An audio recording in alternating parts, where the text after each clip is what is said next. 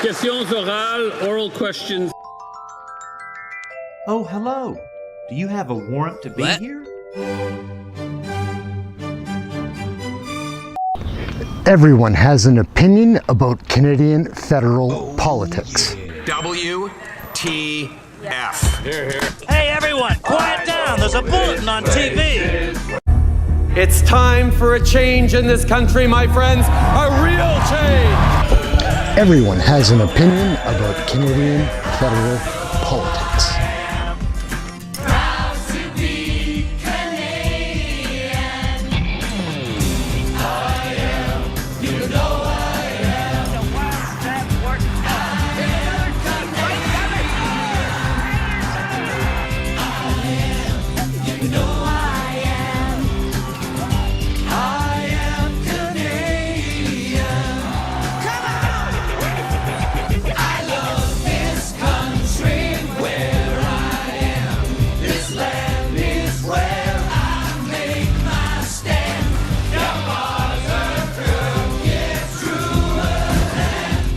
The one we call Canadians.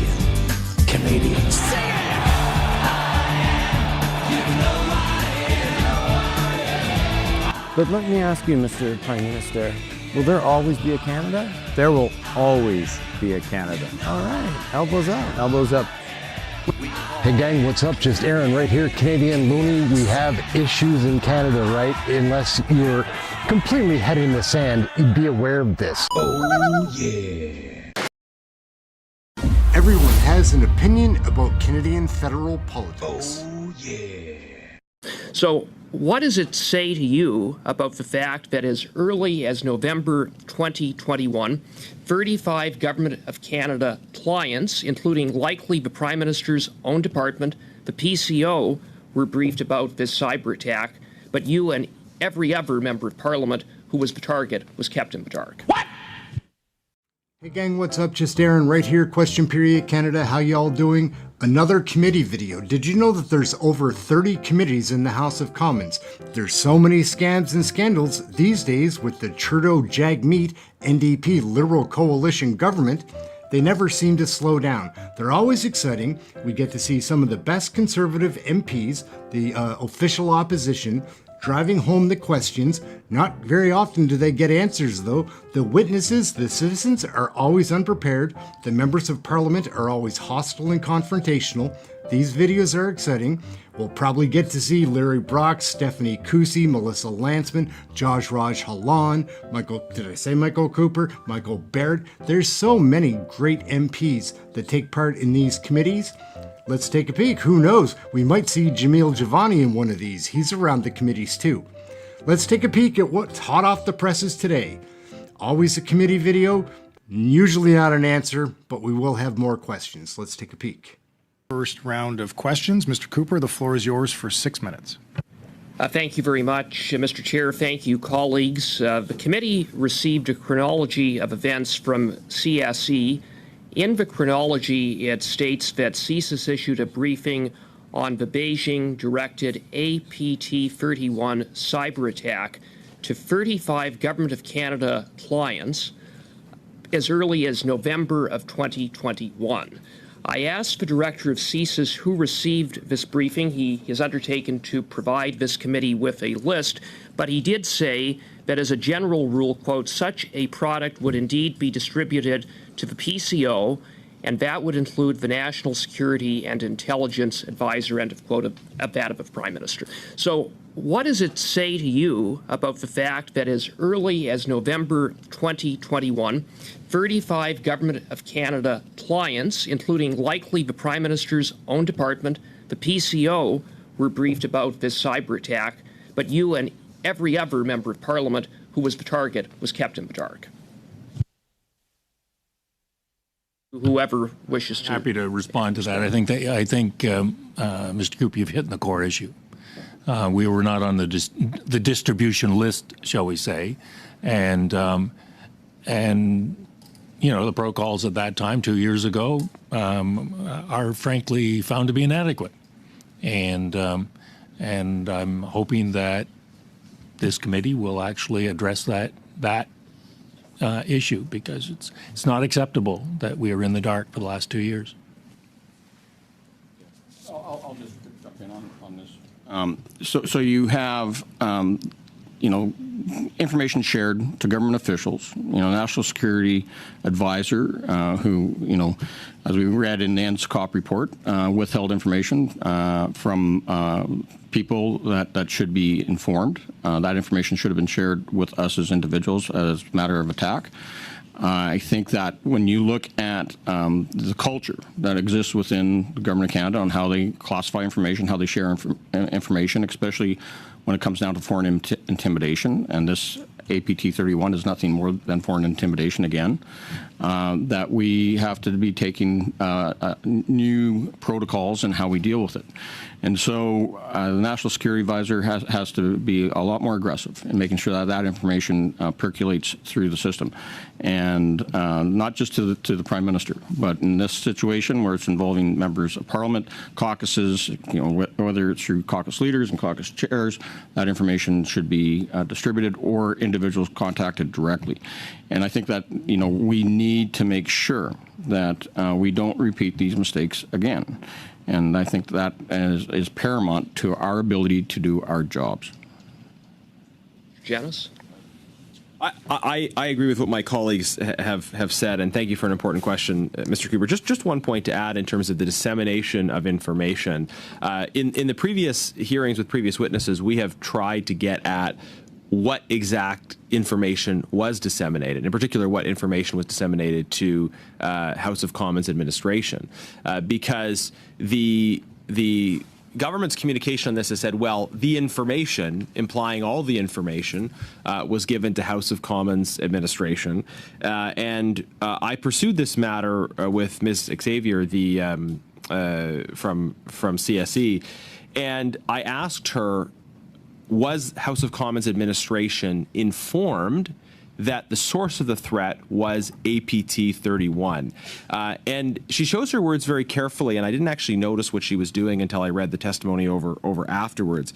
Because she said in response to one of my questions, Mr. Chair, as part of the various meetings and the reports that we provided, we were able to share with the House of Commons IT security staff what we believed at the time to be the originating source of the threat.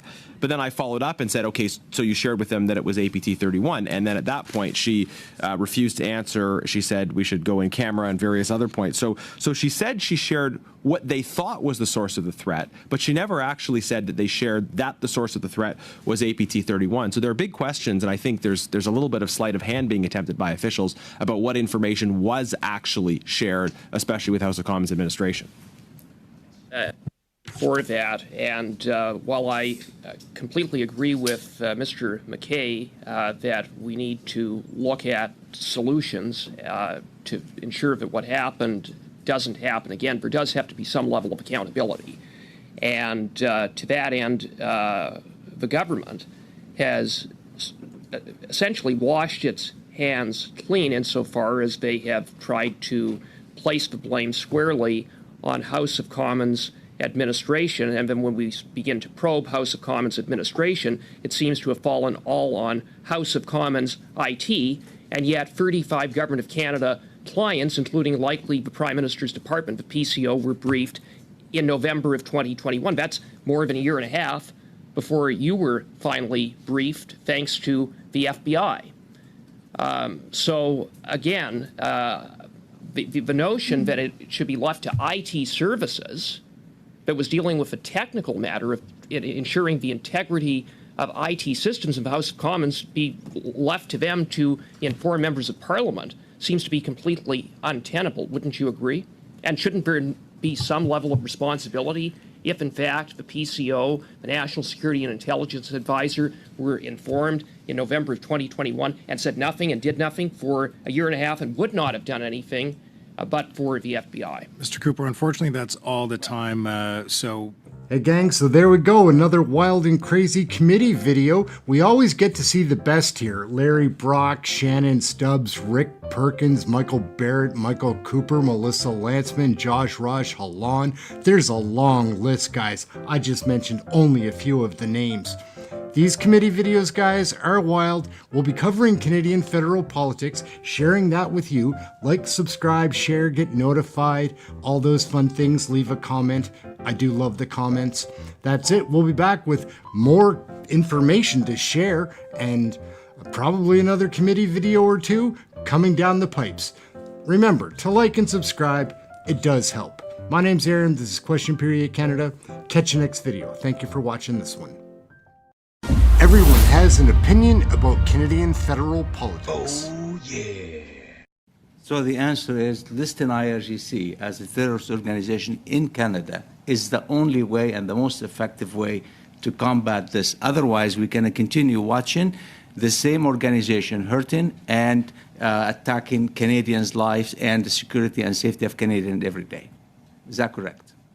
Whether you think Canada is naive for their, frankly, slow nature in not listing or refusal to list the IRGC, which you clearly agree with. Hey gang, what's up? Just Aaron right here, Question Period Canada. How y'all doing? Another committee video. Did you know that there's over 30 committees in the House of Commons? There's so many scams and scandals these days with the Trudeau-Jagmeet NDP Liberal Coalition government. They never seem to slow down. They're always exciting. We get to see some of the best Conservative MPs, the official opposition, driving home the questions. Not very often do they get. Everyone has an opinion about Canadian federal politics. Oh, yeah. Important not to allow cuts to occur to our health system. We've signed. Thanks, Minister. I didn't say anything about cuts. I asked you for a number. How many doctors will we be short in this country by 2028?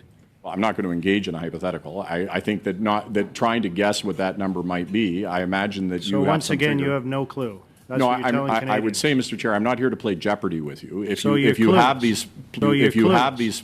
Hey gang, what's up? Just Aaron right here, Question Period Canada. How y'all doing? Another committee video. This time it's Health Committee. We have Health Minister Mark Holland, who's an absolute clueless clown, dodging and distracting, just not answering Dr. Stephen Ellis's questions.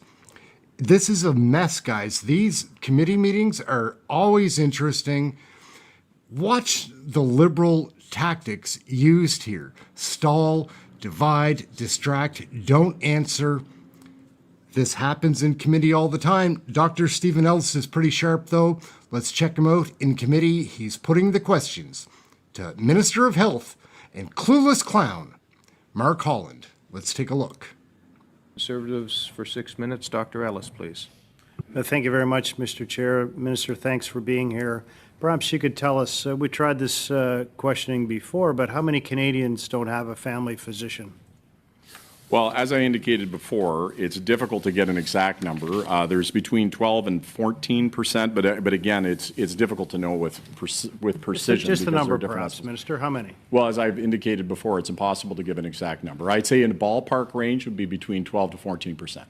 Yeah. So are you telling Canadians out there that you, as the Minister of Health, really have no idea?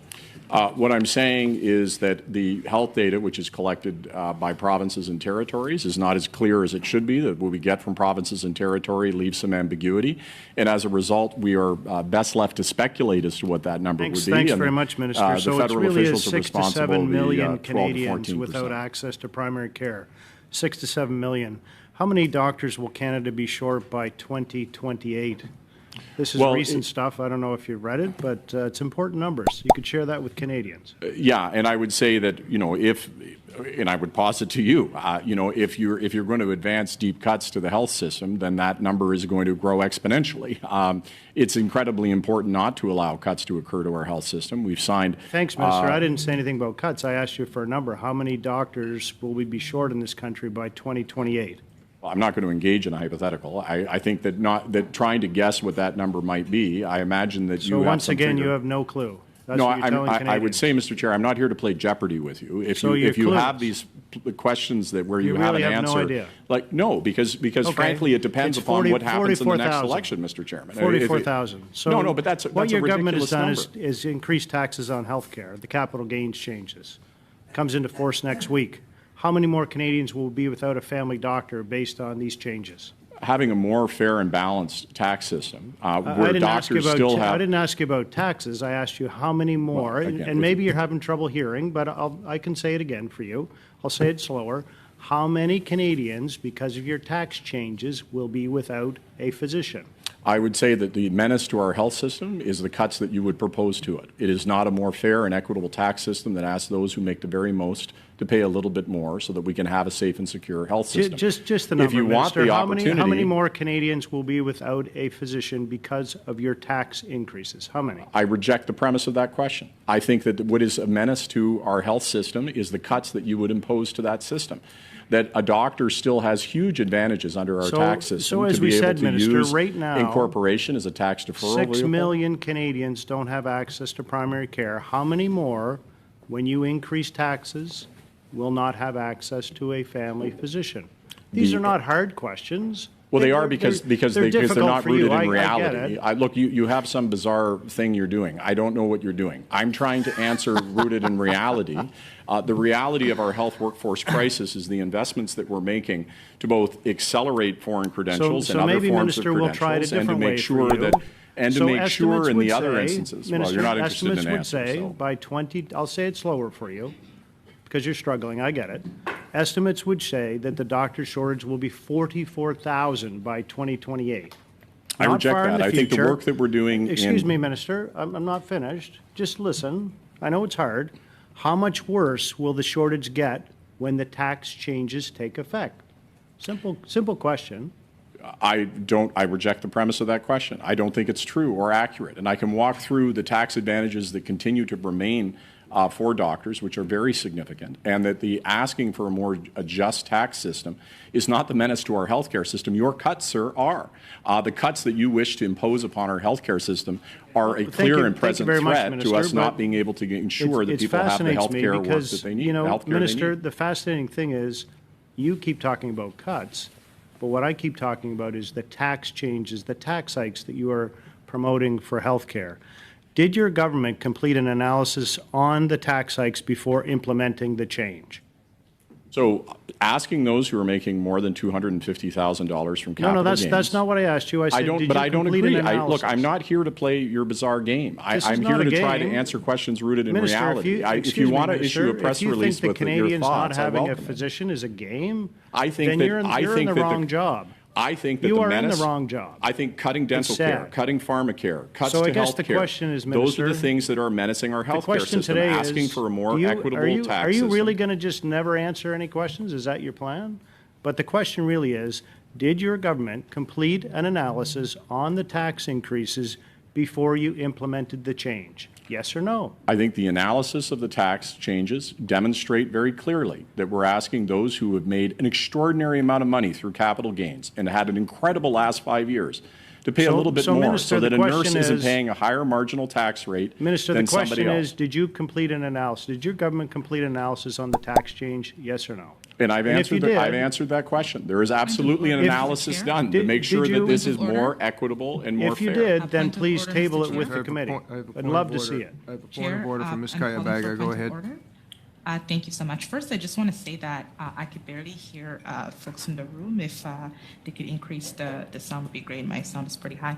I'm calling a point of order because the minister is here to answer questions. Like if he is asking him questions, like give him time to answer questions and not speak over him. It's really hard to even hear what they're saying when they're speaking over each other like that. So if he's asking a question, I would say that it would be great for us to hear the answer as well. Thank you, Ms. Kayabaga. What we try to do here is allow the person answering the question to have as much time to answer it as was spent posing the question, and we've come to learn that that's exceptionally difficult, but it's also the fairest way that we can do it. So thank you for that, Mr. Doherty. Did you have something you want to say on the point of order? Just only to say, Mr. Speaker, and to our colleagues that are in there, you're coming through crystal clear on my end. Both the volume is loud enough and it's very clear. So it might be to Mrs. Kayabaga's question. It might be on her end the issue.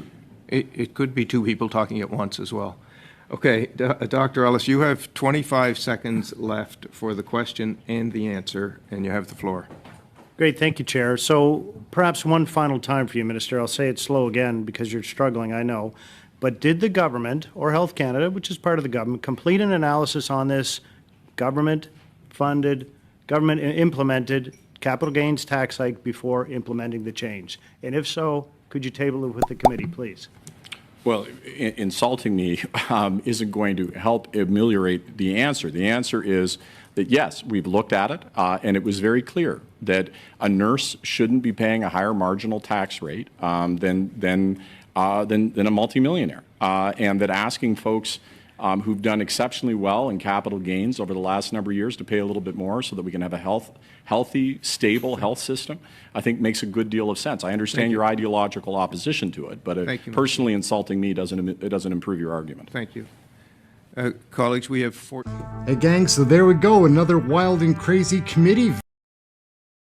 Everyone has an opinion about Canadian federal politics. Oh, yeah. And offshoots from that investigation? Not offshoots, but if you look at the Arrive can as well as other similar types of situations, there are many is the category I would put in. I won't give us an exact number. Many. So more than 6? I'll say yes. Yes. So that'll be as precise as I can get to. And is this in reference to contractors and subcontractors, or does it involve federal bureaucrats, and or does it involve government officials?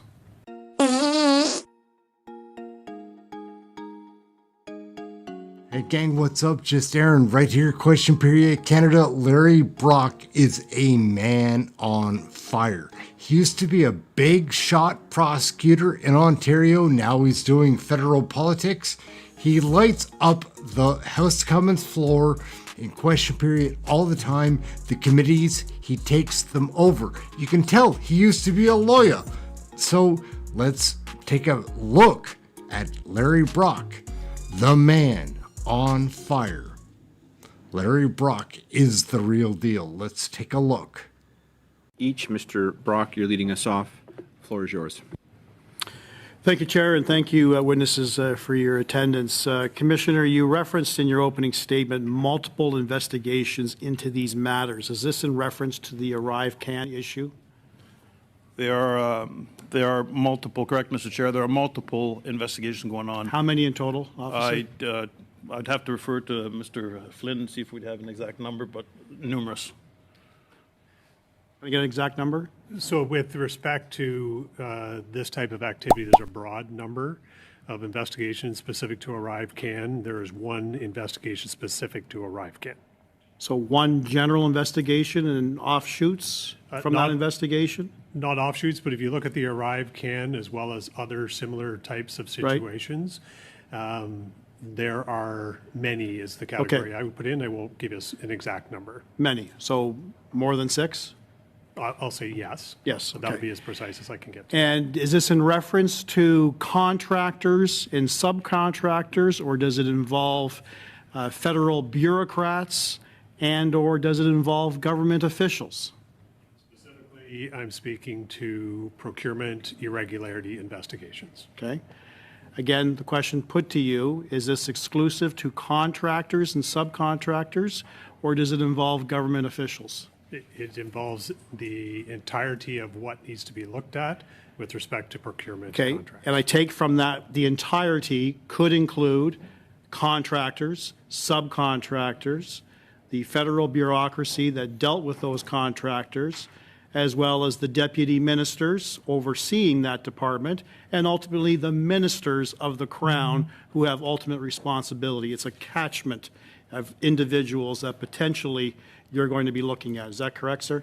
I will not speak to any information with respect to the targets or subjects of the investigation. I will simply speak to the substance of it to give you as much information as I can today to be helpful. Thank you, sir. I'm moving on to GC Strategies. On the eve of his call to the bar in the House of Commons, Christian Firth, one of the 2 owners of GC Strategies, by his definition, GC standing for Government of Canada, had his home raided I understand this was a offshoot or a part of the RCMP detachment. It was the Sensitive and International Investigation Unit that was responsible for the execution of the warrant. How many officers were involved? We never speak to the number of officers involved in our policing operations. We did, in that instance, take the unusual step of confirming that we did execute a search warrant. Who was home at the time? I do not have that information. Can you provide that to us? I would not provide that. Again, that would speak to details of the operation and personal Okay. information. And what was searched? I will not be speaking to that either. That's an Okay. active investigation. That's Christian Firth confirmed what was searched. He actually reviewed the 6-page search warrant. And just for the education of the Canadian public who are watching this, anyone has the ability to apply for a release of that search warrant, an information to obtain. In essence, someone can apply to a court, get a court order, and actually review the content of that 6-page search warrant. You agree with me, sir?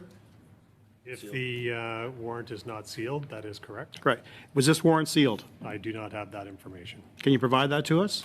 We can determine that, yes. Okay.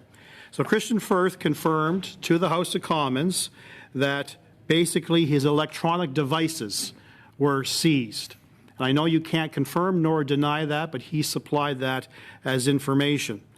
Has that furthered your investigation into criminal activity involving Christian Firth?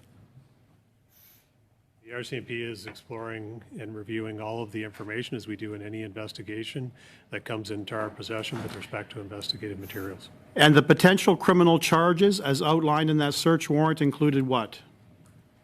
Again, I don't have that specific information. Are you free to give us that information? Once I determine whether or not the warrant was sealed and the contents of Okay. it. Well, we will provide that as cut to part the of that. chase. According to Christian Firth, who skimmed the 6-page report, it was in relation to fraudulent billing and forgery with respect to resumes. Would that seem accurate? Again, I won't be confirming any information contained in the document that I've not Okay. read. Mr. Firth had a partner. His name was Darren Anthony. Was his home raided as well?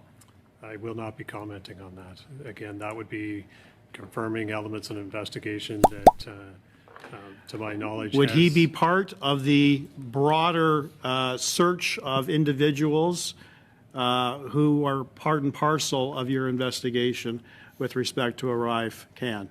Again, I will not be confirming targets of investigation that are not already publicly known. Has Mr. Firth been cooperative with the police? Again, we're speaking to details of the investigation that I will. Has not Mr. Firth been arrested? Mr. Chair, I'd love to keep answering these questions, but again, I hate to repeat myself. And Has Mr. Firth been charged with a criminal offense, yes or no? I'm not speaking to any of the details of our current investigation, but if a charge had been laid, that would have been made public. Okay. The allegations that founded... Afraid. Thank Coming back to you. Actually, I'll come back to you because I know you're next on the list. So, Ms. Yip, you have the floor for 6. Hey gang, so there we go, another wild and crazy. Everyone has an opinion about Canadian federal politics. Do you believe this failure to have a budget is the reason that the cost of this project ballooned to at least $60 million for taxpayers? Hey gang, what's up? Just Aaron right here, Question Period Canada. Why do you think the committee meetings aren't shown on network television ever? There's never clips ever on like what we would call traditional media, whatever that used to be. Now things are different. Anyhow, I show all the committee clips, the best of, guaranteed. I watch all of this stuff. And this is where it really happens. Like the question period, that's a real pageant. These committee meetings are a bit too, but they're a lot more real than what you see most of the time in real news. Like, subscribe, share, get notified, all those fun things. Let's take a look at what's going on in committee in this vid. You're gonna be very intrigued.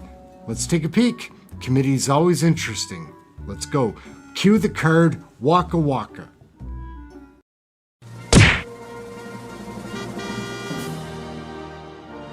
Mr. Barrett, you have the floor for up to 6 minutes, please. The Auditor General said, and I quote, "The Public Health Agency of Canada did not develop project objectives and goals, budgets and cost estimates, assessments of resource needs, or risk management activities." Ms. Jeffrey, did you develop a budget for ArriveCan? There was governance established around ArriveCan, but it focused on the public health deliverables and the nature of the border measures that needed to be put in place and operationalized through the app. Okay, but there was no overall project budget established, as should have been the case in IT projects. No budget. Was there a projection of the expected cost? There were initial contracts put in place, but incrementally, as you're aware, those contracts were added to and were administered in sequence. So there was no overarching budget that covered those costs. Do you believe this failure to have a budget is the reason that the cost of this project ballooned to at least $60 million for taxpayers? When we look at the situation in Canada in March 2020, it was a novel pandemic, and the timelines and the nature of the response that would be required were not known. This was an evolving situation. I recall when we looked at how... I appreciate your response, though it is not an answer, and you'll have noted in the Auditor General's report that the pandemic was not an excuse or justification for the rules to be thrown out the window. Your agency owned this app for almost the entirety of the pandemic, and you never developed a cost estimate for it. Did you do any performance reviews on it, quarterly or every 6 months, every year? Did that happen? The operations of the app were evaluated through a governance structure that included Director General, ADM, and Deputy Management Committees on border services, and we assessed the operational results of the app as we went. But the cost to Canadians was never included in a single review by your department. Is that correct? The documentation of the cumulative cost was not a part of the documentation of that governance, correct? Who is the minister ultimately responsible for the Public Health Agency of Canada? The Public Health Agency of Canada is part of the health portfolio and reports to the Minister of Health, but the contracts that were put in place were put in place. Who was the Minister of Health that oversaw the development of the ArriveCan app? The ArriveCan app was jointly developed between the Public Health Agency and the Canadian Border Services Agency. During the time that the ArriveCan app was first developed, who was the Minister of Health? At the outset of the pandemic, the Minister of Health was Minister Hajdu. The Auditor General said your agency was responsible for setting the governance structure, which you referenced, which are the rules, procedures, and processes for ArriveCan. This was your duty at PHAC. That's correct? Yes. If PHAC is part of the health portfolio and the Minister of Health was Minister Hajdu, then as the minister, she's responsible for this major failing. There was no good news in the Auditor General's report for the government, for the Ministry of Health, or for the Public Health Agency of Canada in that report. So do you recognize that this is a major failing, this $60 million boondoggle? Mr. Chair, we certainly recognize that the failure to put in place formal project governance at the outset of this project led to inadequate oversight of the project and meant that the costs were not appropriately tracked as they were developed. And we have put in place numerous measures to ensure that this does not happen again. It was a large public health emergency. I would say that not only was there a failure, it's not acceptable that they weren't tracked. The total cost, is not acceptable. Initial estimates at $80,000 and ballooning to $60 million with single source contracts and, two guys in a basement being paid, $20 million. These are failures. So the minister failed. The contracts that were put in place were administered by the department. So let me just be very clear, Ms. Jeffrey. If this is a failure, who is accountable for departmental failures? Is the minister responsible for what goes on in the department? As the deputy head of the organization. Who does the deputy head report to? The deputy head reports to the clerk of the Privy Council and to the minister, depending on the subject, and To the minister. That's being delegated. To the minister. And the authority and responsibilities are delegated from the minister. This is the minister's failure, and that's what's been evidenced in the reporting by the Auditor General. Hey gang, so there we go, another wild and crazy. Everyone has an opinion about Canadian federal politics. Oh, yeah. Now, I want to know, without getting into specifics, I want to know about all the contacts, whether they be telephone, whether they be email, whether they be in person, all the contacts that you had with both Minister Hajdu and the clerk of the Privy Council during the implementation of the ArriveCAN app. Hey gang, what's up? Just Aaron right here. Question period. Canada. Larry Brock is a man on fire. He used to be a big shot prosecutor in Ontario. Now he's doing federal politics. He lights up the House of Commons floor in question period all the time. The committees, he takes them over. You can tell he used to be a lawyer. So let's take a look at Larry Brock, the man on fire. Larry Brock is the real deal. Let's take a look. Contracts has more than doubled, costing taxpayers $20 billion. And now we have a classic example of government waste and abusing the taxpayer. So I'm going to focus my questions to you, Ms. Jeffrey. You mentioned in the earlier rounds that ultimately you report to Minister Hajdu at the time during the implementation of the ArriveCAN app. She was your direct minister. And you also reported to the PCO, the Privy Council Office. Is that correct? Yes, the role of the President of the Public Health Agency of Canada. Yeah. And directly reporting to the PCO is the clerk of the Privy Council is who you'd be reporting to, correct? For the purposes of the administration of the public service. Right. But during the course of the ArriveCAN implementation, you are reporting to the Privy Council office. And you are aware that the Privy Council office literally acts as a deputy minister for the Prime Minister. Is that correct? The Public Health Agency functions as part of a health portfolio. I'm not asking you about that, ma'am. I'm asking you about the structure of the Privy Council office. That's the question. And would you agree with me that that really acts as a deputy minister to the Prime Minister? Yes, that's one of the functions. Thank you. Now, I want to know, without getting into specifics, I want to know about all the contacts, whether they be telephone, whether they be email, whether they be in person, all the contacts that you had with both Minister Hajdu and the clerk of the Privy Council during the implementation of the ArriveCAN app. So how frequently, let's start with the Minister Hajdu, how frequently were you consulting with her and informing her about the implementation of the app?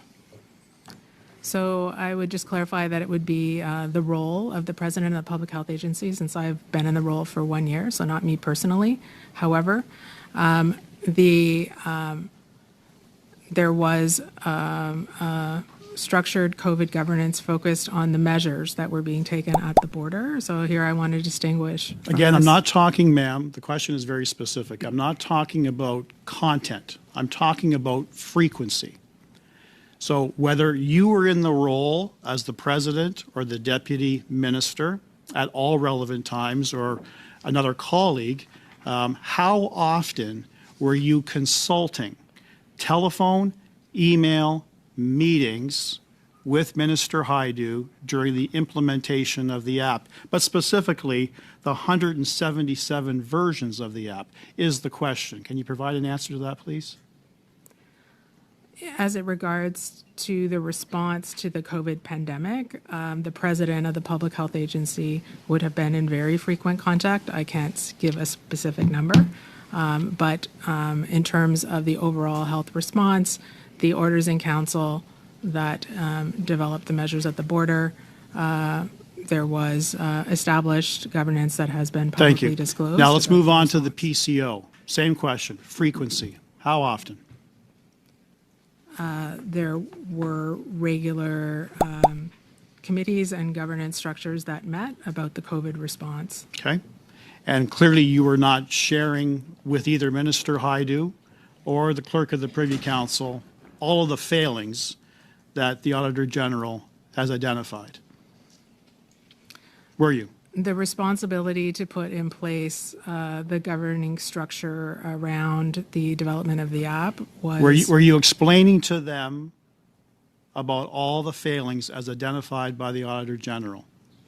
Were you explaining to them that we have no contract, we have no budget? Were you giving some indication that this is really falling off the rails? Did you do that? We were briefing, I'm sure at the time, on the operational requirement to stand up a digitized mechanism. Did the to minister facilitate or border the Privy Council, the clerk of the Privy Council, ever ask you about costs? Yes or no? I was not in the role at the time, so I can't speak to that specifically. But I can say that the development of the app and the time pressures and the operational requirements. It sounds to me, ma'am. That is the time, Mr. Brock. Thank you. I'm afraid. Ms. Khalid? Hey gang, so there we go, another wild and crazy committee video. Everyone has an opinion about Canadian federal politics. Oh, yeah. What's kind of shocking for a lot of provinces is you can only get a screening mammogram if you have a referral from family physicians. 1 in 4 Ontarians are without a family doctor. 6.5 million Canadians don't have a family doctor. And, now on the Ontario website too, it says, if you don't have a doctor, phone this number, like you're gonna get one. I think that's pretty hysterical. But this is a big problem. And I know you can self-refer in some provinces, that's changed. But the reality is if the wait list is too long and there's a backlog, what does that even do? So be happy to comment on that. It's a great question. Hey gang, what's up? Just Aaron right here, Question Period Canada. How y'all doing? So we watch all of the committee videos and they're usually pretty confrontational. A lot of conflict goes on between Poilievre's army of Conservatives, Trudeau's grits. Sometimes the NDP and Bloc get involved. We don't pay attention to that very much. But this committee meeting was so functional, something different. I'm going to be showing the whole thing on here as well. This is just a piece of that video with Michelle Ferrari, an MP from Ontario. She's pretty sharp, asking the right questions, exposing this crazy breast screening issue that we have in Canada right now. I mean, most people are affected by this issue. And it just goes so smoothly compared to so many of the committee meetings. Let's check out Michelle Ferrari exposing the breast screening problem in Canada. It's an issue. Let's take a peek.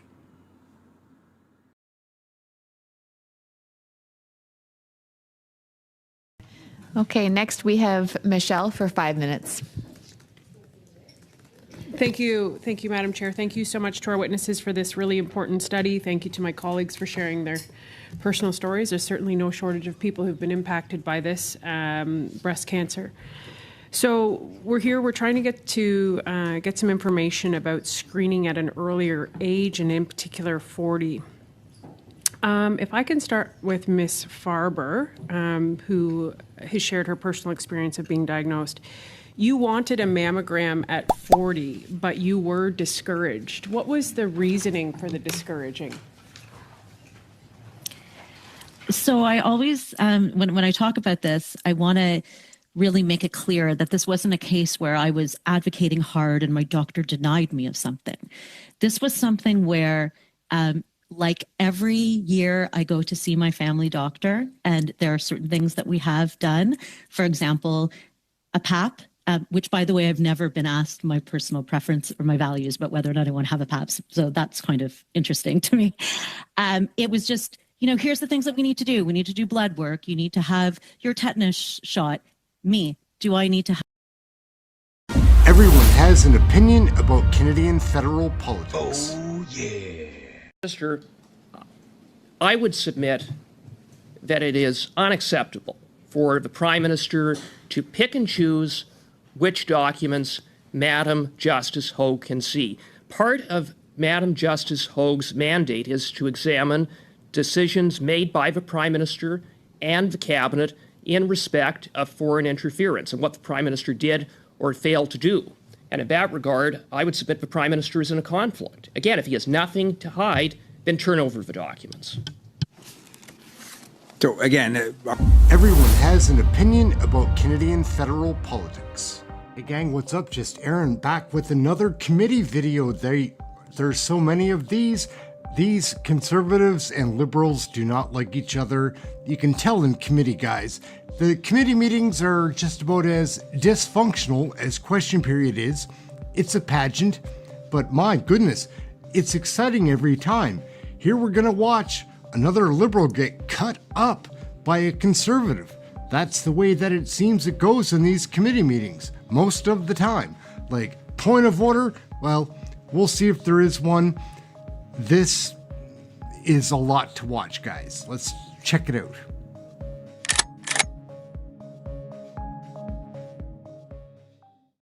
Minister, my pleasure to have you here. Thank you for making the time in your schedule. Mr. Cooper, the floor will be yours for 6 minutes, sir. Thank you, Mr. Chair. Minister LeBlanc, the Globe and Mail reported on May 23rd that the Prime Minister and the Cabinet are withholding an undisclosed number of documents from Madam Justice Hogue, the Commissioner of the Inquiry on Foreign Interference. And the Prime Minister's Department, the PCO, has confirmed that the documents turned over to her, that nearly 10% of those have been redacted. I underscore the documents that are being withheld are documents that Madam Justice Hogue has requested to fulfill her mandate. So what is the Prime Minister hiding from Madam Justice Hogue? So, Mr. Chair, through you to Mr. Cooper, thank you for the question. The Prime Minister and the government are hiding nothing from the Hogue Commission. The redactions you referred to, and again, if colleagues want technical explanations, Madame Drouin, I'm sure can provide them, but my understanding is those redactions relate to solicitor-client privilege or cabinet confidence, and that is a fundamental principle of our Westminster parliamentary system. But in no way is the government working at counter purposes to the Commission. As I said, there is an active, ongoing conversation on exactly those documents that Mr. Cooper referred to. Well, and through you, Mr. Chair, Minister, with respect to that active, ongoing conversation, the reason there's a conversation is because the government is obstructing the work of Madam Justice Hogue. The government is not turning over documents that she sees as relevant to fulfilling her mandate. And I would note that this committee received a letter from counsel to the commissioner that indicated that with regards to the turning over of documents that Madam Justice Hogue has requested, quote, the interest of the commission and the interest of the committee would appear to align. So again, I repeat, what is the Prime Minister hiding? And I'll further ask, would you provide the assurance that at the end of these discussions, Madam Justice Hogue will receive every document that she has requested on an unredacted basis. So, Mr. Chair, our colleague repeated his question. I'll repeat the answer. The government and the Prime Minister are obviously hiding absolutely nothing. We happily set up the commission with the work and the support of recognized political parties. Mr. Cooper's House Leader, who's a friend of mine, Andrew Scheer, and I worked. And in fact, the terms of reference that were accepted by every party represented at this table contemplated the release of the cabinet documents the commission has, and also contemplated the protection of cabinet confidence and solicitor-client privilege. So none of this is a surprise. Minister, I would submit that it is unacceptable for the Prime Minister to pick and choose which documents Madam Justice Hogue can see. Part of Madam Justice Hogue's mandate is to examine decisions made by the Prime Minister and the Cabinet in respect of foreign interference and what the Prime Minister did or failed to do.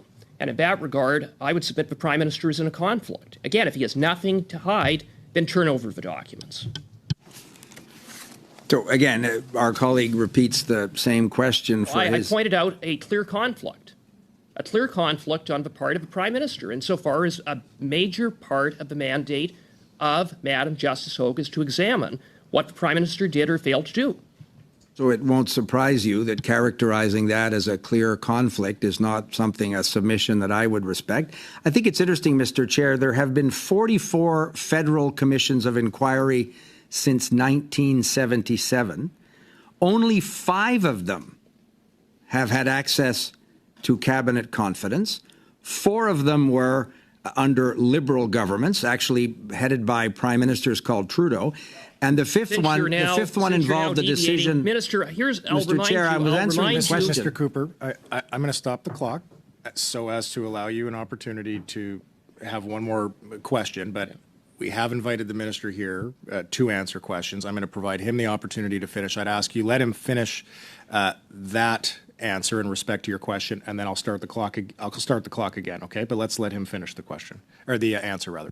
So, Mr. Chair, thank you. So, as I said, 4 commissions headed by Liberal governments where the Prime Minister was called Trudeau. The 5th one, these are 5 of 44 that have had access to cabinet confidence. So it tells you it's a very unusual process. And the 5th one was a decision made by the late Brian Mulroney with respect to cabinet confidence in the Oliphant inquiry. So again, Mr. Chair, what's important is that the opposition parties agreed to those terms of reference. And of course, now they're manufacturing a lot of indignation with respect to this issue. Well, okay, thanks. Thank you, Mr. Cooper. Just so I'm clear, I'm going to restart the clock now, okay? Go ahead, sir. Well, in fact, the Prime Minister isn't just hiding documents from Madam Justice Hogue. The annual report of NSICOP, released on June 5th, states that the Prime Minister and the government withheld over 1,000 documents from NSICOP and that it is, quote, inappropriately using claims of cabinet confidences to avoid disclosing information. Isn't that exactly what is happening here? And I will repeat again, and it's a very simple yes or no question. Will the Prime Minister turn over every document that Madam Justice Hogue has requested whenever these discussions come to an end? So, Mr. Chair, our colleague... Yes or no? Mr. Chair, our colleague raised NSICOP, or the National Security Intelligence Review Agency. It's Parliament itself in the legislation that protected cabinet confidence when those bodies were created. Neither of the acts that created those bodies created exceptions in terms of access to cabinet confidence. Exceptionally, the Prime Minister has authorized the disclosure of cabinet documents to those bodies. And so, Mr. Chair, I can tell our colleague that at the end of the process that is ongoing and is collaborative, and I hope that somebody will ask Madame Drouin, who has insight into those ongoing conversations with the Commission. It would be inappropriate for me, and it's not politicians that decide what documents to react to. The answer appears to be no, since the Minister has refused, I think, at least 3 times to answer that question. And it's clear that the Prime Minister is conveniently withholding documents from Madam Justice Hogue because he does not want her to be able to fully scrutinize his failures to protect our sovereignty and democracy from Beijing. Everyone has an Thank you, opinion Mr. Cooper. about Thank you, Canadian Minister. federal And just because Mr. Cooper Sure. keeps asserting the same thing does not make it true. Okay, thank you, Minister. Madame Fortier. Hey gang, so there we go, another wild and crazy committee video. Everyone has an opinion about Canadian federal politics. Oh, yeah. Before he even had a chance to give his opening statement, a motion to adjourn was brought by a Liberal member, and it was granted. Because it didn't fit with their narrative. And their narrative has been, literally since Justin Trudeau took government, is there's nothing to see here. Absolutely nothing to see here. We've made mistakes. We've offered partial apologies. But trust us when we say there's nothing to see here. I can't accept that. And I know my colleagues on this side of the room can't accept that either. Hey gang, what's up? Just Aaron right here, Question Period Canada. How y'all doing? Larry Brock is a man on fire, one of my favorites to watch. He's in committee again, bringing so much evidence against Trudeau's obstructions of justice, foreign interference, meddling, just being in the way, and calls him a liar in here a couple of times as well, which is pretty interesting. So we're going to check out Larry Brock. This is a long piece, but there is a lot of evidence against Trudeau in this piece that he delivers here. You'll like Larry Brock. Anyhow, we'll check you later in the video. Let's take a listen to Larry Brock. He's a man on fire.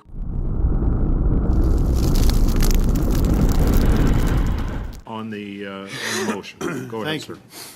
Thank you, Chair, and I thank my colleague, Mr. Barrett, for his thorough review and rationale as to why he personally has concerns with limiting the ability of this committee to do its important work. And at first blush, I really don't need time to review the content of my colleague Mr. Green's motion because I'm certainly not in favor of that. We have to take a step back from time to time and remind ourselves why we're here.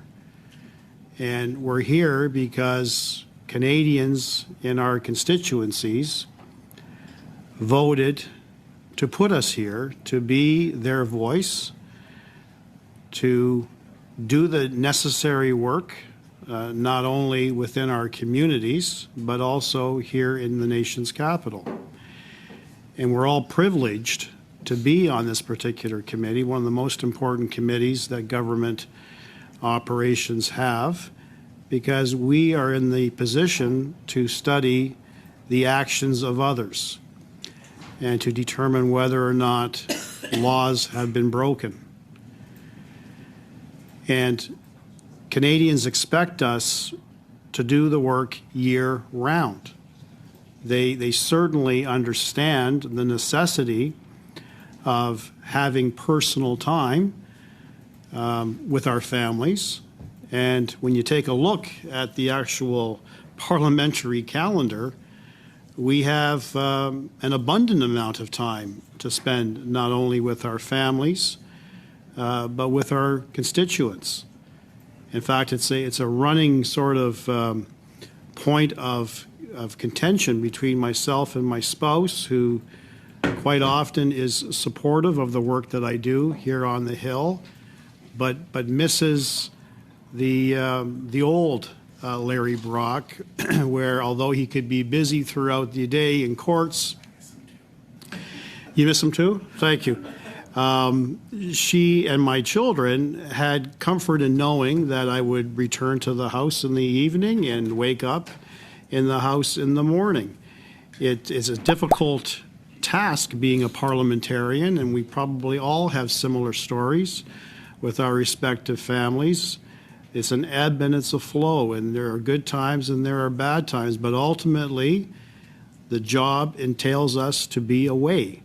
at significant points of time. But when you look at the entire calendar, and this is how I justify it to my spouse, quite often goes in one ear and out the other, but I think she listens to it and understands the rationale. I'm actually working here in Ottawa less than I was actually inside a courtroom. We have a very generous summer break. We have an extremely generous Christmas break. We are off at Thanksgiving. We are off at March break, often 2 weeks at a time. We are off during the May holidays.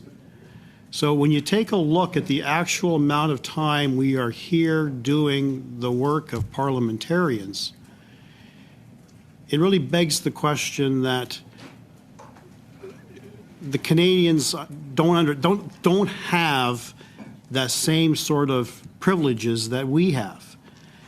They're working largely through the entire year, and depending on the nature of their employment, they might be able to secure 2, 3, maybe 4 weeks of summer holidays throughout the entire year, the usual statutory holidays throughout the year. Parliamentarians are different. So when I take a look at the nature of this motion, what message am I communicating with my constituents that my 2.5 months of summer vacation is more important to me and to my family than doing the work of parliamentarians here in Ottawa, particularly when we've got dark clouds of unethical, scandalous, and corrupt behavior by this government. There was a point in time in the last 6 or 7 months where I often remarked, pretty much every other week or so, another scandal erupts from this government. But lately, it's almost on a daily basis. There are nuances that are coming out of scandals that we have been studying in numerous committees. And I just read a recent report in one of the nationals that made the conclusion, or drew the conclusion that I totally agree with, that unfortunately this is just the tip of the iceberg at the level of this corruption in the Justin Trudeau government.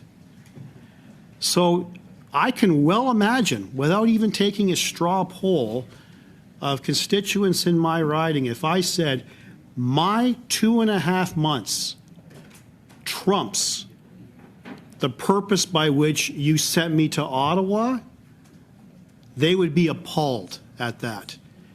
And I think as adults and as parliamentarians, we can talk and walk, we can chew and walk, chew gum and walk at the same time, is what I'm trying to say. We can spend the quality time that we need with our families. We can spend the quality time that we need in our constituencies, but we can come back from time to time to do the important work of this committee to get to the bottom of these scandals. I'm not saying that we're going to complete this, Mr. Chair, by the end of the summer, but by completely shutting off our ability to conduct work unless it's an emergency under 106.4, I think misses the point. And as I've indicated, I have been party to a number of committees where I have been parachuted in to examine the multitude of scandals. And let's face it, even on the SNC-Lavalin scandal, okay, we haven't even got to the bottom of that yet. We had the RCMP commissioner, and I can't remember the actual date, but I believe it was this committee, before I was a permanent member of this committee. We invited the RCMP commissioner to attend, and it didn't meet the agenda of the Liberal Party of Canada. It didn't meet the agenda of the members opposite to me. And I seem to recall that it may have been even on a break week, because this committee has sat on a number of occasions during break weeks. And I remember the RCMP commissioner, before he even had a chance to give his opening statement, a motion to adjourn was brought by a Liberal member, and it was granted. Because it didn't fit with their narrative. And their narrative has been, literally since Justin Trudeau took government, is there's nothing to see here. Absolutely nothing to see here. We've made mistakes. We've offered partial apologies. But trust us when we say there's nothing to see here. I can't accept that. And I know my colleagues on this side of the room can't accept that either. On the SNC matter, lingering questions. And I know that I'm going to have the ability, hopefully, at some point today, depending on the length of time by which we are voting this afternoon, to try to circle or try to close the circle and deal with the hanging threads with the RCMP commissioner, who's coming to public accounts for 2 hours. And I know he had testified here earlier, but there were a number of outstanding questions that were not answered satisfactorily. For instance, why did it take literally 5 years for the RCMP to conclude that there was no probable case to charge Justin Trudeau with obstruction of justice? And the convoluted way that they tried to demonstrate the inability to close out their investigation from a former prosecutor's perspective, it was challenging to truly appreciate what they were saying. There was a changing narrative with respect to their onus. They were conflating their onus with the Crown onus in terms of producing evidence to convince a trier of fact of proof beyond a reasonable doubt. That has been and never will be the prerogative of police agencies. Their sole mandate, which is an extremely low standard, is there reasonable and probable grounds? For instance, is there reasonable and probable grounds to believe Justin Trudeau should be charged with the criminal offense of obstruction of justice? There are two facets to the prosecution of obstruction of justice. One is, what is the actus reus? What is the actus reus? What did he do to obstruct justice? And I think the evidence is abundantly clear. It's unchallenged. It's confirmed in the report by former Commissioner Dion that he had a political agenda. And he knew that there was a tool available to his then first Indigenous female Attorney General, Minister of Justice, to intervene in the decision made by the Director of Public Prosecutions not to offer SNC-Lavalin, who is facing corruption and bribery charges, very serious charges in this country for which, upon conviction, could have landed executives serving a prison sentence. He wanted Jody Wilson-Raybould to deviate from her prosecutorial independence and intervene in that decision to offer the deferred prosecution agreement. This was in September of 2017.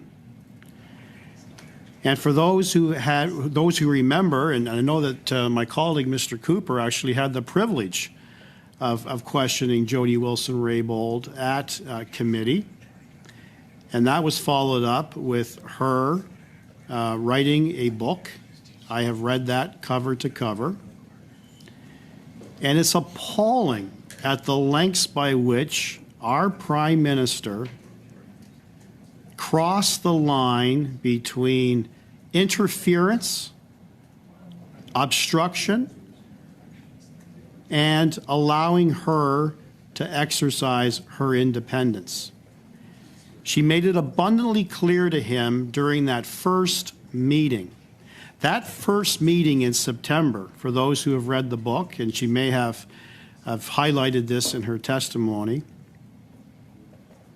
was to discuss a number of other issues, particularly her priorities as it relates to Indigenous matters.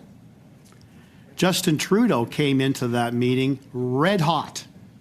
He had no intention of discussing any other issue, particularly Indigenous issues, other than SNC-Lavalin. He reminded her of a couple of things. He reminded her of a pending provincial election in Quebec that he felt would be very problematic if this multinational corporation was still subject to criminal prosecution in Canada. And more importantly, and damning, I would suggest, he reminded Jody Wilson-Raybould that he was the member for Papineau, the riding by which SNC had its headquarters. And when Jody said, "Are you asking me to make a decision contrary to a decision I already made? Are you interfering in my decision?" For any impartial observer of what took place during that discussion, the proverbial fly in the wall, you would conclude absolutely the Prime Minister of a G7 nation preferred the interests of a corrupt corporation and wanted his Attorney General, who wore two hats, which begs the question about the utility of a two-hat minister moving forward. He wanted her to make that decision in his favor and in the favor of SNC. He backed off, of course, and said, "Oh, no, of course, that decision is yours." But the damage was done. That was the actus reus. That was the act by which he, then followed by PMO staff, then followed by ministerial staff in other departments, ultimately concluding with former Privy Council clerk Michael Warnock, unknown to him, being audio taped in that fateful telephone discussion, meeting I should say, in December of 2017. Commissioner. Everyone has an opinion about Canadian federal politics. Oh, yeah. Greg Fergus, guilty. Justin Trudeau, guilty twice. Again, that's par for the course with these Liberals. That's the ethical standard. He said, "I don't know who that Randy is." And he said it with a straight face. I don't know who that Randy is. It would be laughable, it's farcical if the matter were not as serious as it is when we're talking about a minister of the Crown who was potentially tied up in a $500,000 fraud and who violated the Conflict of Interest Act. Justin Trudeau invited the media to watch the spectacle of Liberal MPs who, as Mr. Brock said, acted like trained seals and gleefully cheered on the Prime Minister, cheered on the Prime Minister's corruption. Okay, Hey gang, what's up? Just Aaron right here, Question Period Canada. How y'all doing? So do you recognize Michael Cooper? He's an MP from Alberta, a cowboy, giddy up. He's one of my favorites to watch. We've seen other MPs like Larry Brock and Michael Barrett, Stephanie Cousy on here. Michael Cooper can hang with the best of them. He drives it home on Minister Randy Boissonnault and Prime Minister Justin Trudeau. He nails them to the cross. He doesn't lose composure here, but he does let loose. It's really something to watch. Michael Cooper is a man on fire. This piece is a bit long, but I assure you it's interesting every moment. Let's take a peek. Let's take a look and a listen. Michael Cooper, a cowboy from Alberta, giddy up.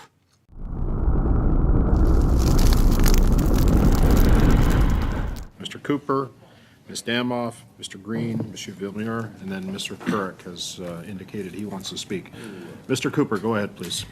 Well, thank you very much, Mr. Chair, and I would make a few observations with respect to this motion that has been put forward by Mr. Green. First of all, this motion is not unique to this committee. This is part of a coordinated campaign between the Liberal government and their NDP coalition partner, in which, once again, the NDP is doing the bidding of the Liberals. We have a Prime Minister and a government that are in chaos.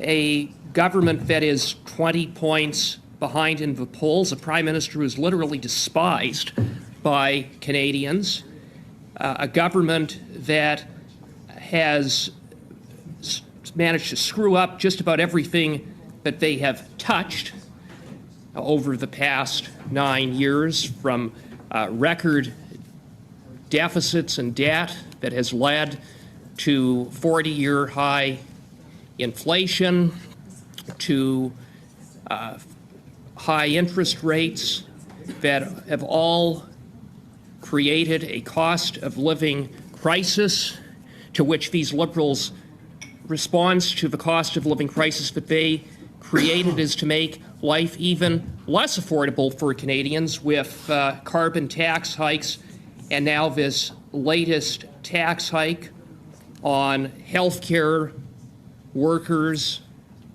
specifically doctors, farmers, small businesses, and homeowners that they, home builders that they claim is a tax hike on the so-called super rich, when in fact everyday Canadians are going to pay, and pay dearly as a result. And on top of that, we have a government that is mired in scandal. In fact, it is arguable that this is the most corrupt government in modern Canadian history. And I saw one Liberal member thought that, thinks it's funny, but we have Dominic LeBlanc found guilty of breaching the Conflict of Interest Act. He's a senior minister in this government. We have Mary Ng, who's found guilty of breaching the Conflict of Interest Act. She's a senior minister in this government.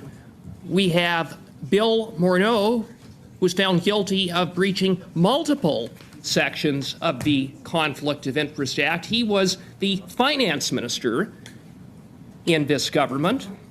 We have a former member of this committee, if you can believe it, who was found guilty, a Liberal member, who was found guilty of violating the Conflict of Interest Act. And then we have the Prime Minister himself, the first Prime Minister in Canadian history to be found guilty of violating the Conflict of Interest Act. And he was found guilty not once, but twice.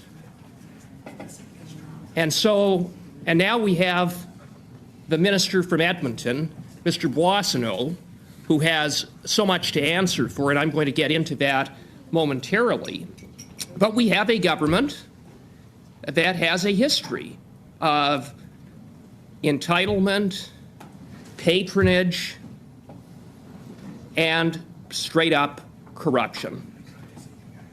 There is a culture of corruption embedded within this government that's just established based upon the 9-year history of these Liberals. So in the face of all of these failings and all of the scandals and how frustrated and angry Canadians are at these Liberals, it's no wonder that they want to get out of town. They want to hide over the summer. They want to shut down the ability of parliamentary committees to provide appropriate oversight. And I'm not going to be a party to doing any of the bidding for these Liberals. There is a reason why we have 3 oversight committees that are chaired by the official opposition, Government Operations Committee, Public Accounts, and the Ethics Committee. And boy, all of these committees are working overtime in the face of all of the mismanagement and all of these Liberal scandals. And to say, well, simply bring forward a 1064, I say not good enough. Not good enough, because we've seen the NDP work with the Liberals to adjourn meetings, to prevent 1064 motions from being debated and voted on. So what is the rationale for this motion? The only rationale that I can see is that it's about doing the bidding for Justin Trudeau and the Liberals. There is a reason why, in the standing orders, the chair has the discretion to convene a meeting. I say leave it to the chair of this committee, a very good chair. And we have, and I do want to zero in on the matter that we were discussing earlier today, and that is the cloud of scandal that hangs over the Minister of Employment, Mr. Boissonnault. Yes, we are going to hopefully hear from his former business partners, Ms. Poon and Mr. Anderson, but I would submit that we can't wait until the fall before there's any further scrutiny undertaken by this committee of Mr. Boissonnault and the series of questionable activities that he has been connected with in relation to both Ms. Poon and Mr. Anderson. Let's look at what we're dealing with Mr. Boissonnault. We have a minister who had started up a company, a lobbying firm, after he lost his seat in the 2019 election. He got around, there was a loophole that allowed him to set up a company even though he couldn't lobby, and he hired Ms. Poon, who lobbied for his company. When he was returned to the House of Commons in 2021, he appropriately wound down that company. Ms. Poon took over, but Ms. Poon then set up her own lobbying firm that was lobbying this government, that was lobbying. Everyone has an opinion about Canadian federal politics. Oh, yeah. Work that this committee has done, and you look at the issues that have been in front of this committee, whether it's the $60 million Arrive scam and the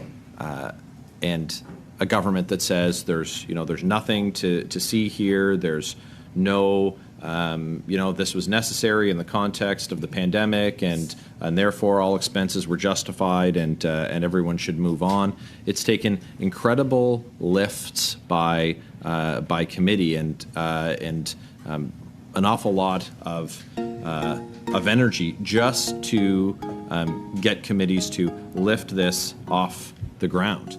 Darren, right here, Question Period Canada. These committee meetings, we've been watching a lot of them, and they are always interesting. There's always something on the go, like some scandal. These Liberals have got their hands dirty, and they're caught with their hands, their dirty hands, in the cookie jar. These committee meetings, like I say, are interesting. This one is kind of a wind down before the summer break, and Mike Barrett right here has to explain to the Liberal NDP coalition MPs why it's important that they meet over the summer and to be available, which is resisted.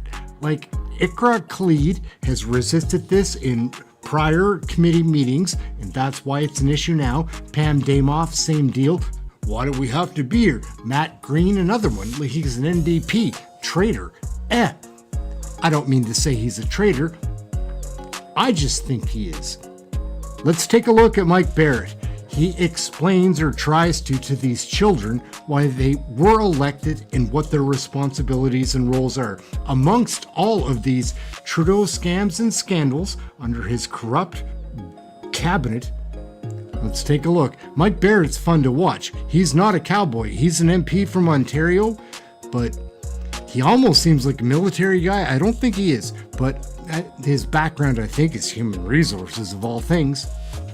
But he is a very sharp MP, and Trudeau scams and scandals come out here because, this is why they should meet in the summer, because these investigations aren't finished. Let's take a peek. Mike Barrett, he's not quite on fire here, but it's very interesting to see how he has to debate why they should meet in the summer. They have a 3-month vacation, guys. They get flown anywhere as they want. It makes no sense. You're home the next day. Iqra Khalid, Pam Damoff. Let's go, guys. Let's take a peek at Mike Barrett. He's super fun to watch and listen to.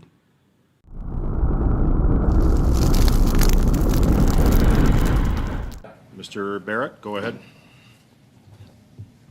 Chair, I think it's important that we recognize that the standing orders of the House allow for chairs of committees to use their prerogative to call meetings when necessary and within the mandate of the committee. I think that as a opposition chaired committee, that it's incredibly important that this is an accountability committee, and so often we see that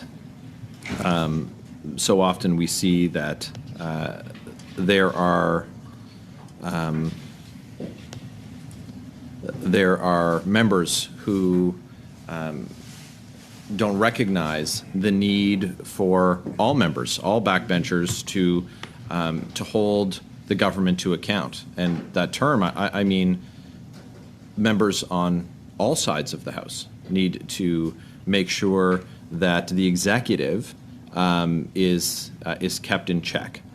And so when the standing orders have been adopted by the House and allow for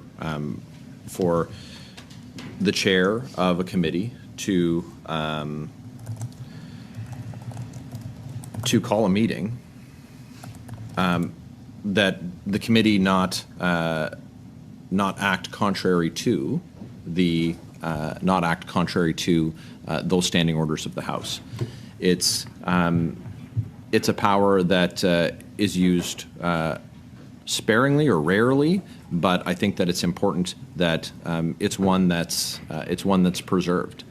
And when we look at the work that this committee has done, and you look at the issues that have been in front of this committee, whether it's the $60 million Arrive scam and a government that says there's nothing to see here. There's no, this was necessary in the context of the pandemic, and therefore all expenses were justified, and everyone should move on. It's taken incredible lifts by committee and an awful lot of energy just to get committees to lift this off the ground. And once it's off the ground, we seem to find new information that is revealing to this government's lack of respect or fiduciary responsibility for Canadians. We have $60 million and on an app that saw massive subcontracting. 30% of those subcontracted fees were for people who did no work on the app, and that is that's not acceptable, especially in the context of Canadians who are struggling to pay their bills and struggling to just get by. And this committee has been seized with on multiple occasions ethical scandals involving the Prime Minister. Again, important work done by this committee, whether it was the Trudeau Report 1, where the Prime Minister was found guilty of breaking the Conflict of Interest Act, and the not just in one instance, but multiple sections. I think 4 sections of the Act for illegal vacations taken to Billionaire Island, where he was joined by the then president of the Liberal Party.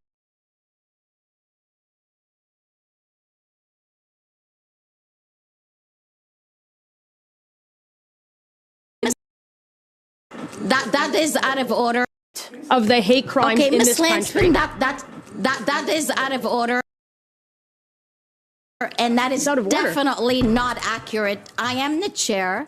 You will have to respect me or leave, number one. You have absolutely no standing and no privilege to exclude a member and ask them to leave. She is duly elected, and you do not possess the powers to force her to leave this committee. I'm going to continue because I couldn't get a point out before you called irrelevance on me, Madam Chair. And I know that you may not like the facts of the matter, but that doesn't mean that you can censor a member and in any way ask a member of the House of Commons to leave a committee. I think that's out of line, and I'm going to put that on the record. We're heading down to Salmon River just to make a couple of intros.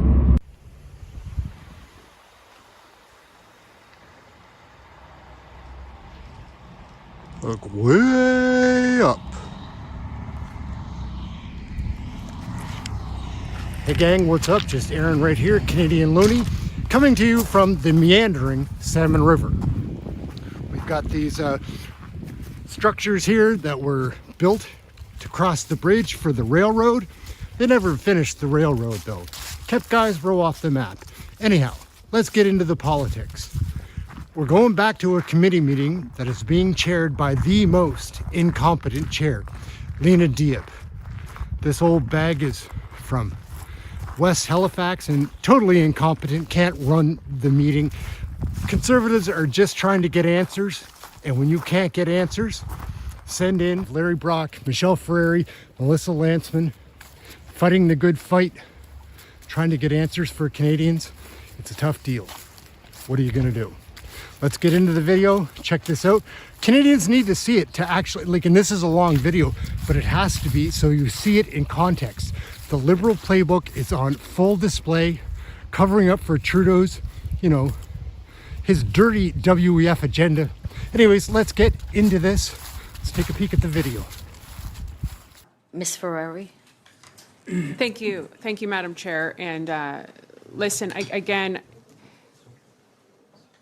I'm going to take people back to the summer. July 31st, 2024, Status of Women Committee sat. And there's a real overlap right now in terms of what's happening in Status of Women and the justice failures in this country. Because an emergency meeting was called in July. So for people who don't know, committees don't sit in the summer, but this emergency meeting was called because Stats Can released these shocking statistics. Again, right at 2015, when Justin Trudeau came into power, all we've seen is this rapid increase of crime across this country. Total sexual assaults up 75%. Sexual violations against children, which is pertinent to this study of Bill 270, is up 119%.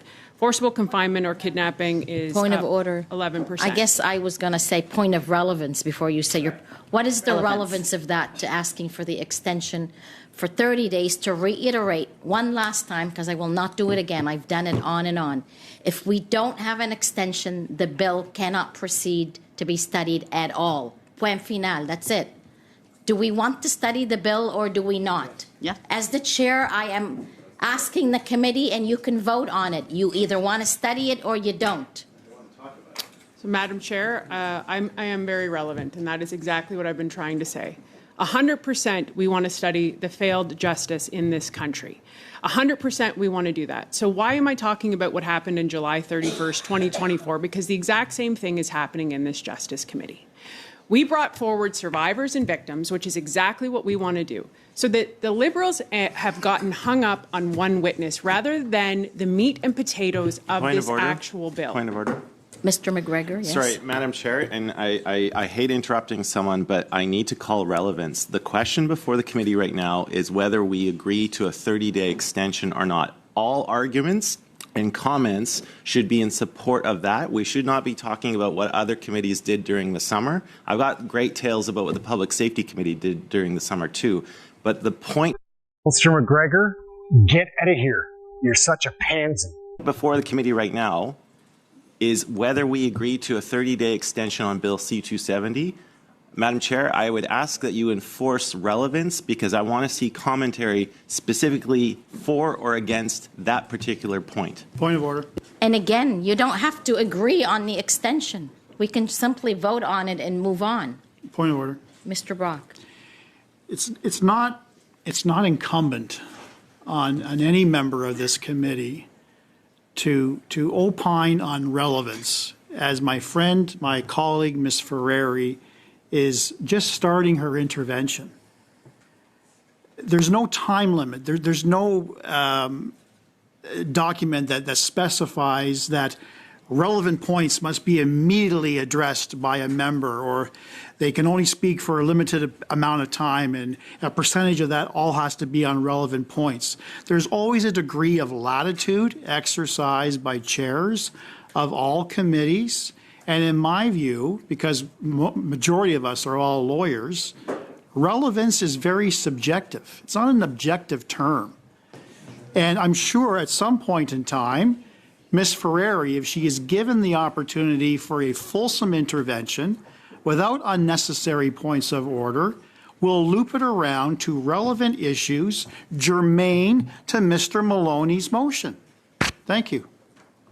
You're welcome. And I guess because we have all practiced law for some period or another, the judge also has the ability to determine whether it's relevant or not. And I know that is not relevant. So, Ms. Ferrari, either speak on the 30-day or please cease to speak on that so I can give it to another member, because we need to get back to relevance. Point of order, Madam Chair. Mr. Can you turn your name around? Nader. Mr. Nader, thank you. Thank you, Madam Chair. How do you not know Mr. Nader? Yeah. It's okay. I've only been here 9 years. It's all good. Thank you, Madam Chair, and I am a temporary substitute to this committee. I just want to point out that you did mention that we've all practiced law. Just want to clarify, I have not practiced law. I'm not a lawyer. I come from a political science background, so I just wanted to clarify for the record that I'm not a lawyer. Have not been called to the bar. Do not practice law. I just want to make sure that's clarified for the record, Madam Chair. Thank you. Thank you so much for the clarification. I remember the first couple of years we were on this committee, there were a number of members clarifying things with that. So thank you. And welcome as a substitute. All right, so where do we go back to?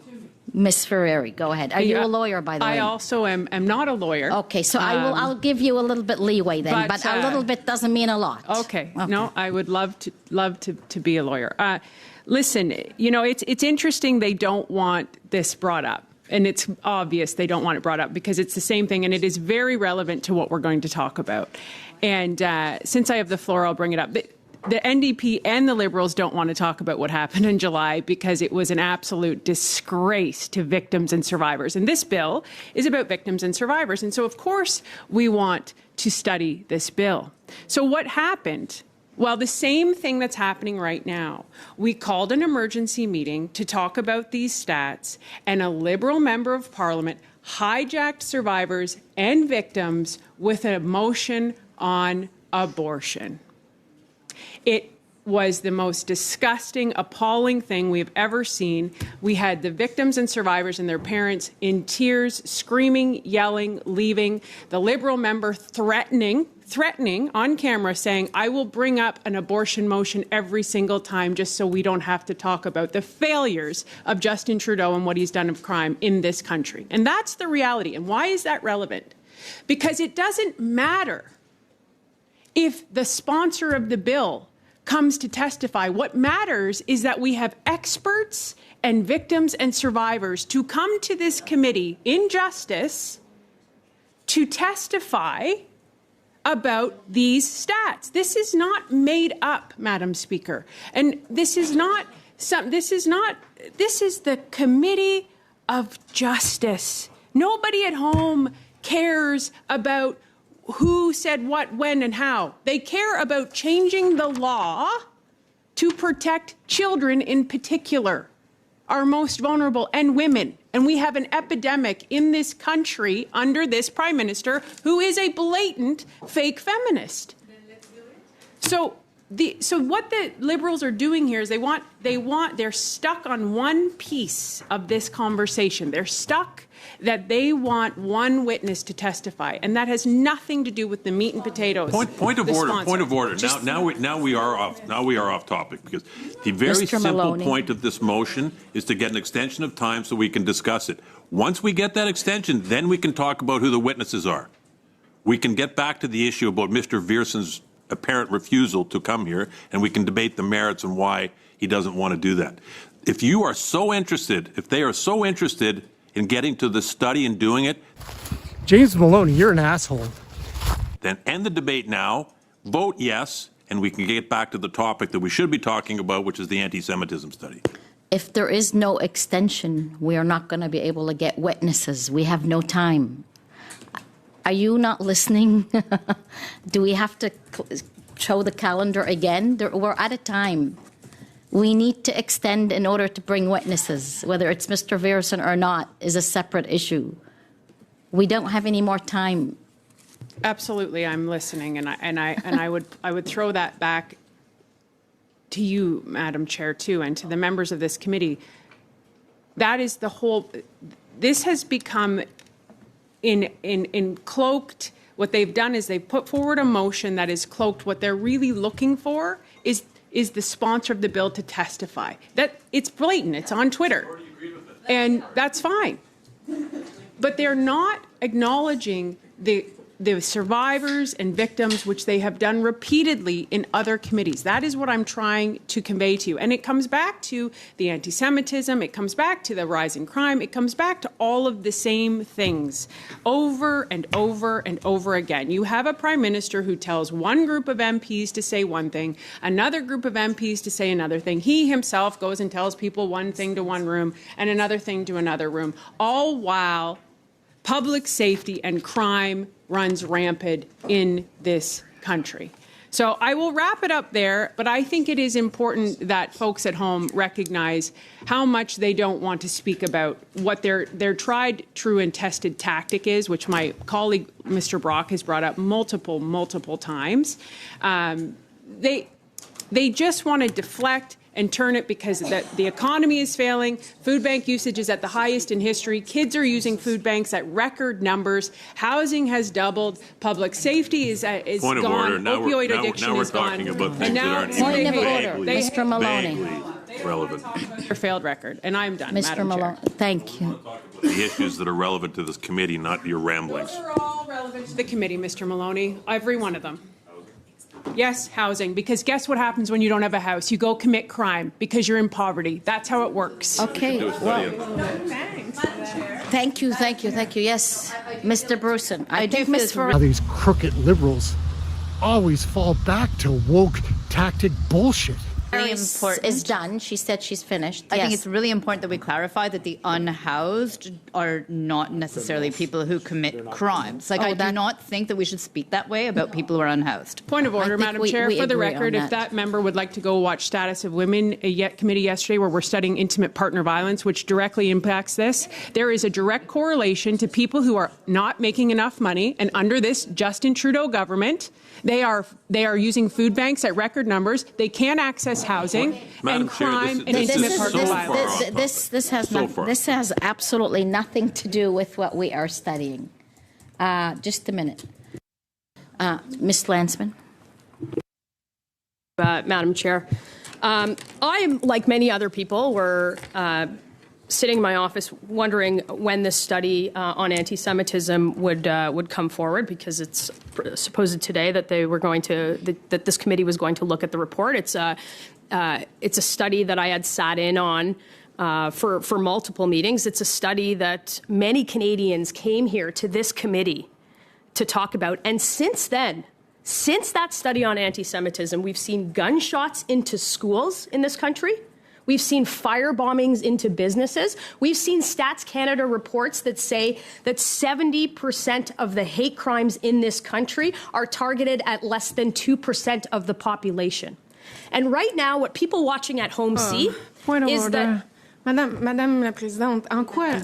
Madam Chair, Every liberal that's in this is disgusting. how is that tied to the motion we have on the table? We're asking for a 30-day extension. Not that Mr. Vierson necessarily be the first person to appear, but that we go through the list of witnesses, and so that we'll be able to study it. Interrupt a conversation about the anti-Semitism study that you're supposed to be having in committee, calling relevance on it? That is worse than this government's inaction on anti-Semitism. Are you actually serious? Come on now. This is not how we run our committee. I've Mr. actually not Housefather? only sat in the meetings, I've actually been sitting in on the report, which that member has not been doing. We're waiting. Anthony Housesucker, whatever his name is. He's a big-nosed doofus with nothing to say. He sold out his own people a couple of times. To do that report. We're all here to do that report. It's you guys that are filibustering and stopping us from dealing with the anti-Semitism report. You should be ashamed. Madam Chair, this is debate. We'd had this report done. You voted against his motion. He has You no voted in motion. favor of his motion to delay the report. You're filibustering a discussion to have a study that is your own private. Madam Chair, this is my speaking time. Okay, let's get back to order. Let's be clear here. There was one motion that was put, which every member voted for. And then we moved on to a second motion to extend for 30 days to bring witnesses in. And all I hear is language and talk about other things that may or may not be relevant. So, Ms. Lansman, the floor is to you, but I know you just came in, so it's 12:37 here in Ottawa. I know you haven't been here for the first I've hour been and a watching, half. you can watch this online. You and can. that's Yeah. what I was doing in my office. And that's why I came here to speak to this, because I was expecting the committee to study an anti-Semitism report, just like everybody else who is watching this committee today, just like those witnesses that came here to testify, and just like the members opposite who are pretending that they want to actually, for once, take anti-Semitism seriously in this country. 70% of the hate crimes in this country. That is out of order, and that is definitely not accurate. I am the chair. You will have to respect me or leave, number one. A waste of time and blood and skin. Old bag. I don't know what her issue is, but she certainly shouldn't be a chair of an important committee like this one. 2, I have been here. I have listened since May, when all the witnesses have come on both studies. I have taken it in, all the emotions that have come from the witnesses, from staff, from members, and I'm still standing here. So I deserve the respect as the chair. These are not easy studies, and we would like to conclude them. I agree with you, and I agree with all of you. So I am asking for you to all see a way to do that. If you would like to take a 5-minute break, I have no problem to do that if you think we can come to a conclusion. Point of order. Mr. Brock. Madam Chair, I wholly respect your authority Barry Brock is a man on fire. with respect to this committee, but you have absolutely no standing and no privilege to exclude a member and ask them to leave. She is duly elected, and you do not possess the powers to force her to leave this committee.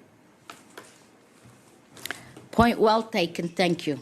But I also expect every member to respect the position of the chair.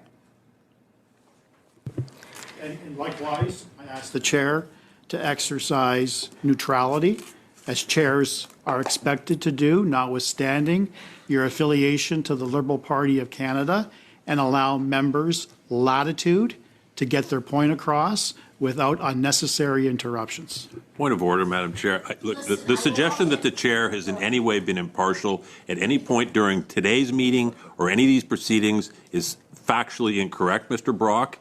And I think that other members of this committee will agree with me on that point too. So to bring partisan politics into an accusation against a chair like that is completely unfounded. They're disgusting.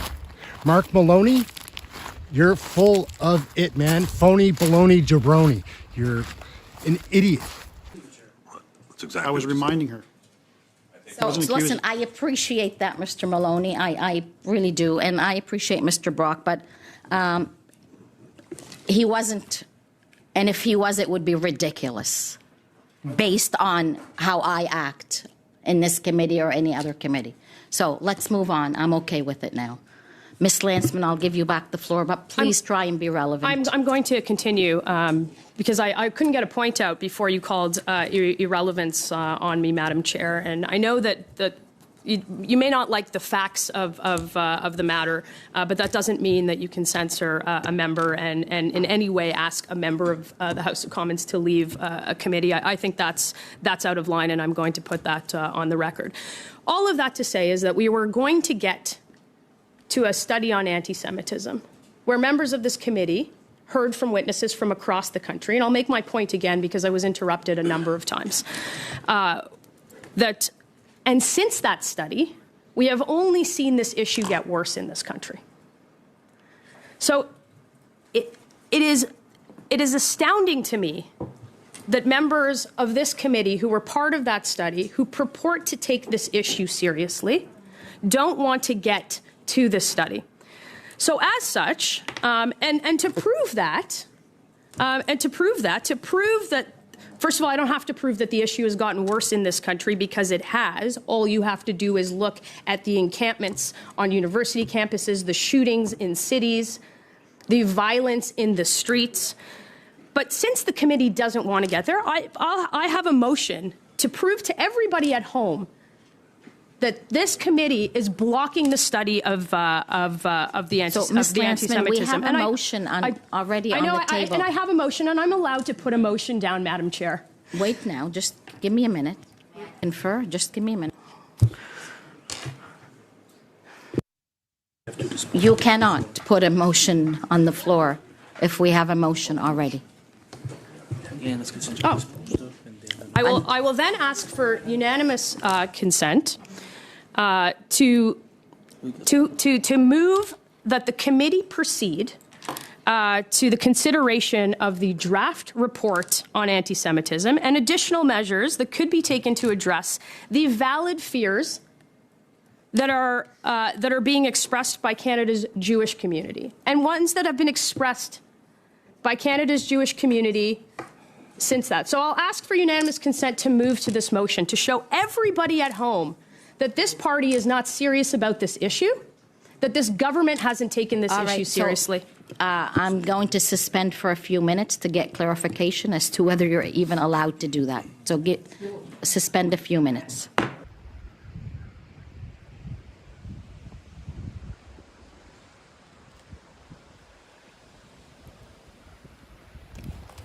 So we'll wrap up the video right there, guys. Very frustrating to see the Liberal playbook being used, all their dirty tactics. They don't want answers. They want to delay every investigation so it doesn't come out how they've sabotaged purposefully our country. This isn't a mistake. They're not dumb. They're trying to put their agenda together, which is to screw over Canadians, ruin our futures. That is it. My name's Aaron. This is Canadian Looney. Like, subscribe, share, get notified, all those fun things. We're gonna get back home, cut up this video. I'm so fed up with these Liberals, guys.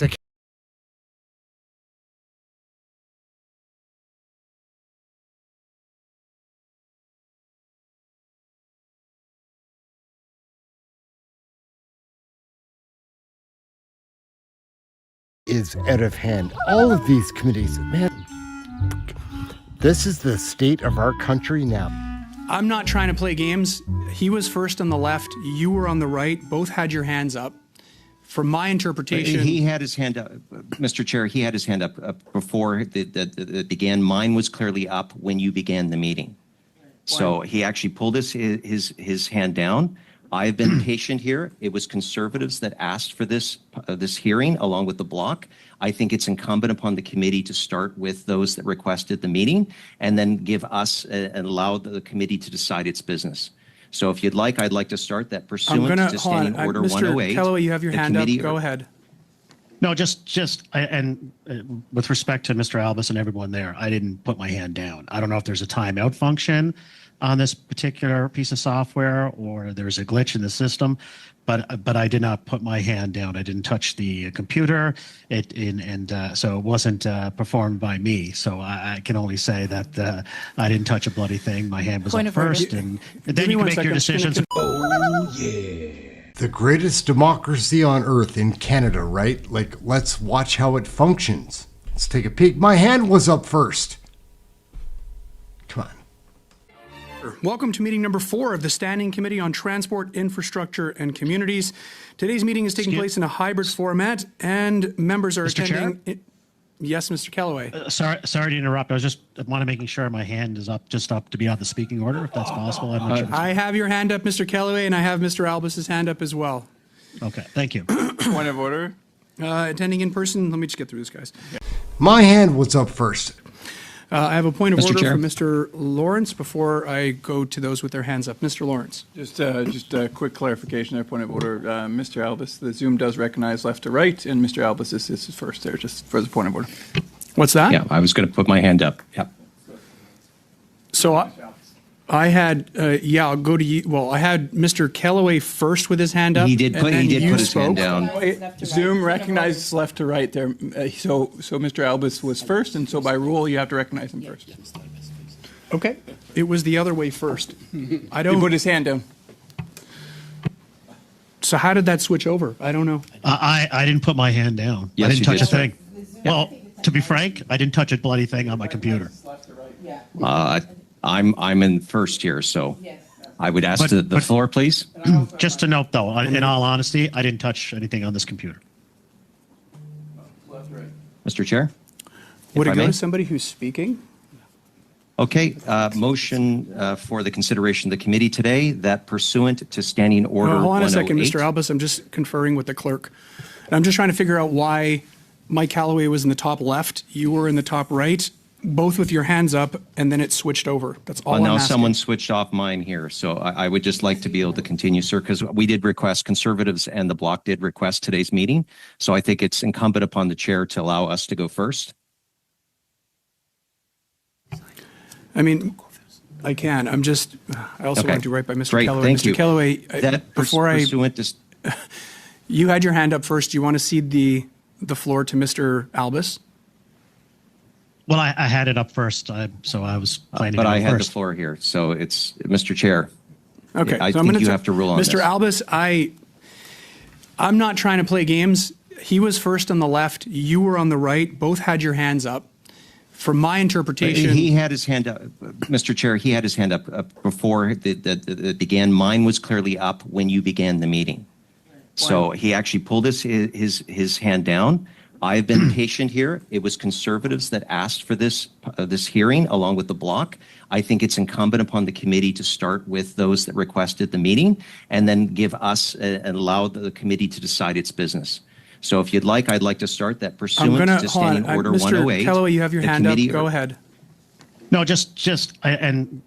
with respect to Mr. Albus and everyone there, I didn't put my hand down. I don't know if there's a timeout function on this particular piece of software or there's a glitch in the system, but I did not put my hand down. I didn't touch the computer, so it wasn't performed by me. So I can only say that I didn't touch a bloody thing. My hand was Point up of order. first, and Give then me you one can make second. your I'm just gonna decisions confer- accordingly. Yeah. So the clerk, I asked the clerk to give me a list of who had their hands up.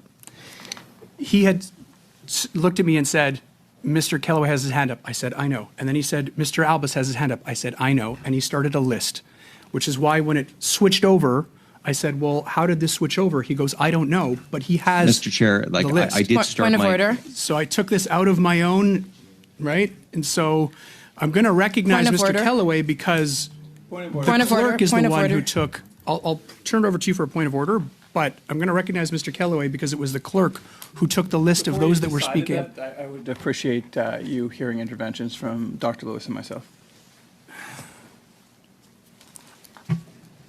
So I'm going to allow Mr. Kellaway to speak, and then I'm going to turn it over to you. I would challenge the chair.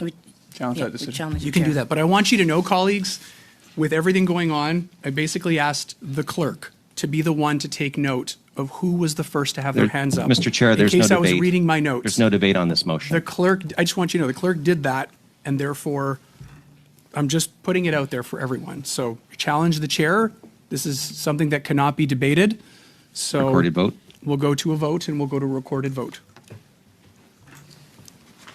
Mr. Graves? Mr. Graves?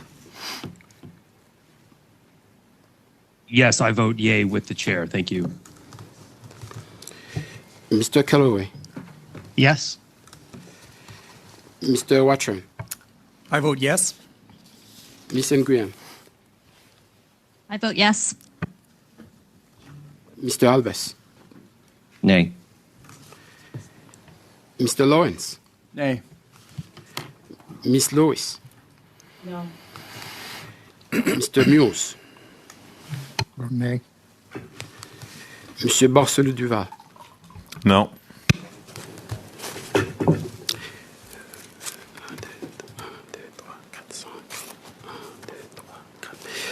Nays 5, yeas 4. Okay, so based on what they're saying.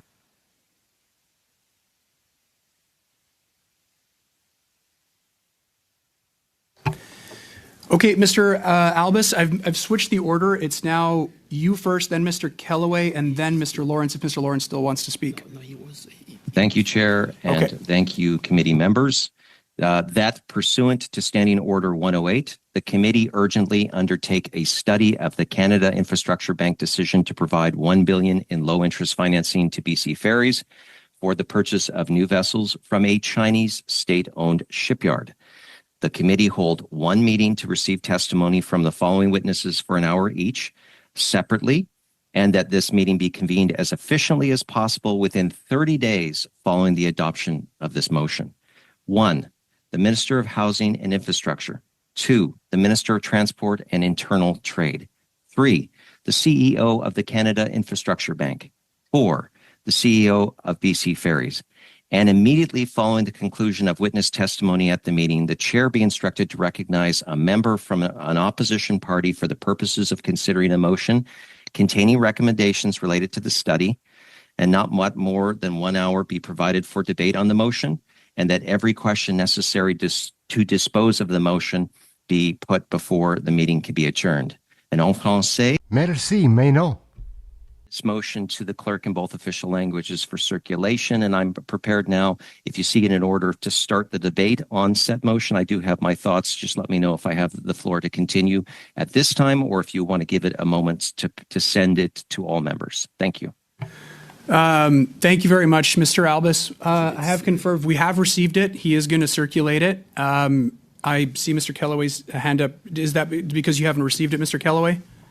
No, I was just going to ask, and my hand is up, as it was last time. But we're looking to obviously have it circulated, which you just said it is, but we'd like to have just a few moments to take a look at it if that would be okay with everyone there. How long do you think that'll take, Mr. Clerk?